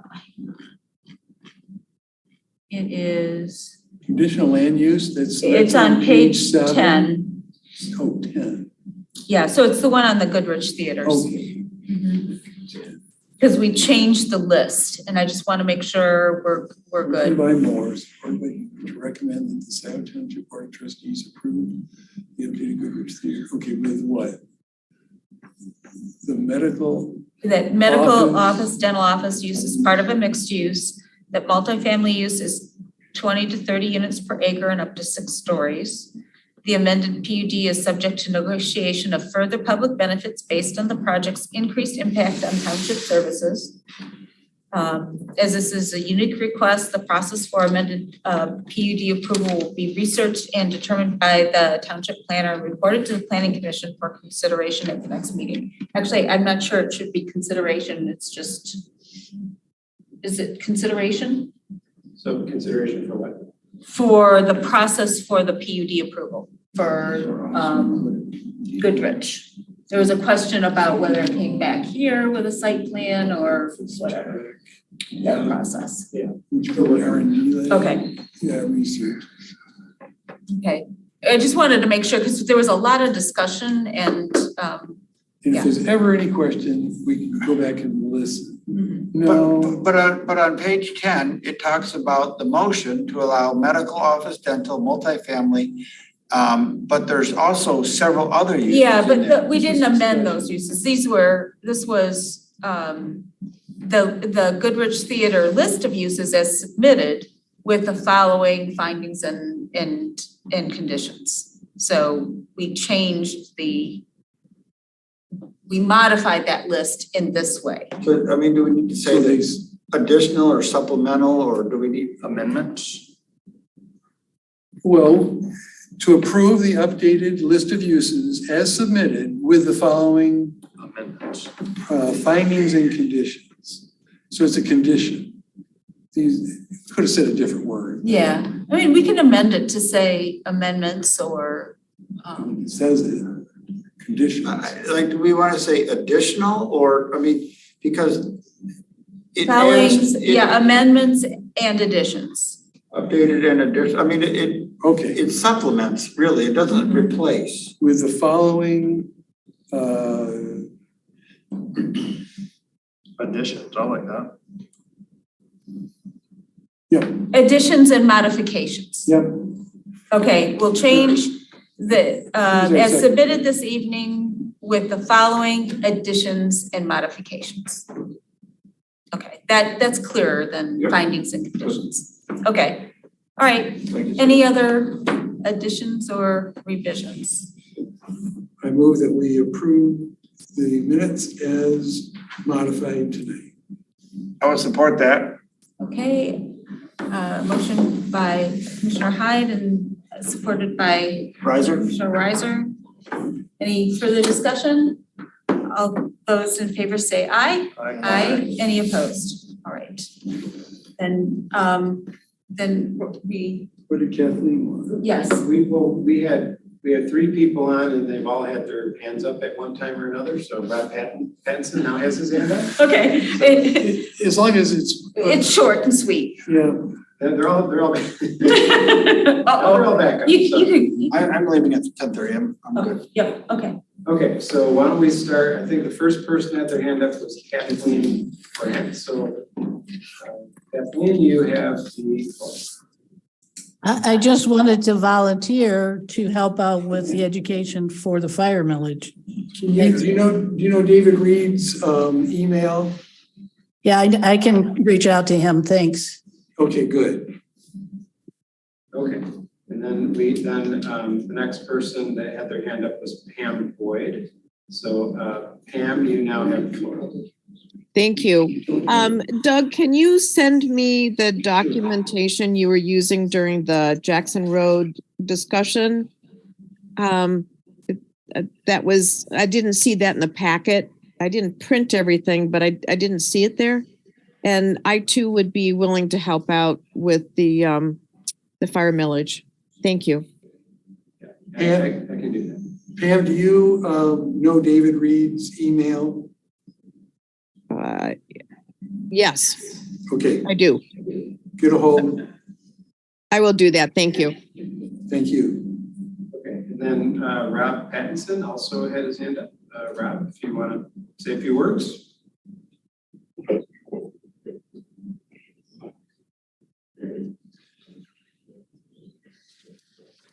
Okay, thank you for raising your hand. Okay, on that note, I'll entertain a motion to adjourn. So moved. Okay, and supported by both Human and Riser. Okay, all in favor, please say aye. Aye. Any opposed? All right, we are adjourned at 10:28. Good. Bye, Jen. See you tomorrow. You won't see me, but I'll see you.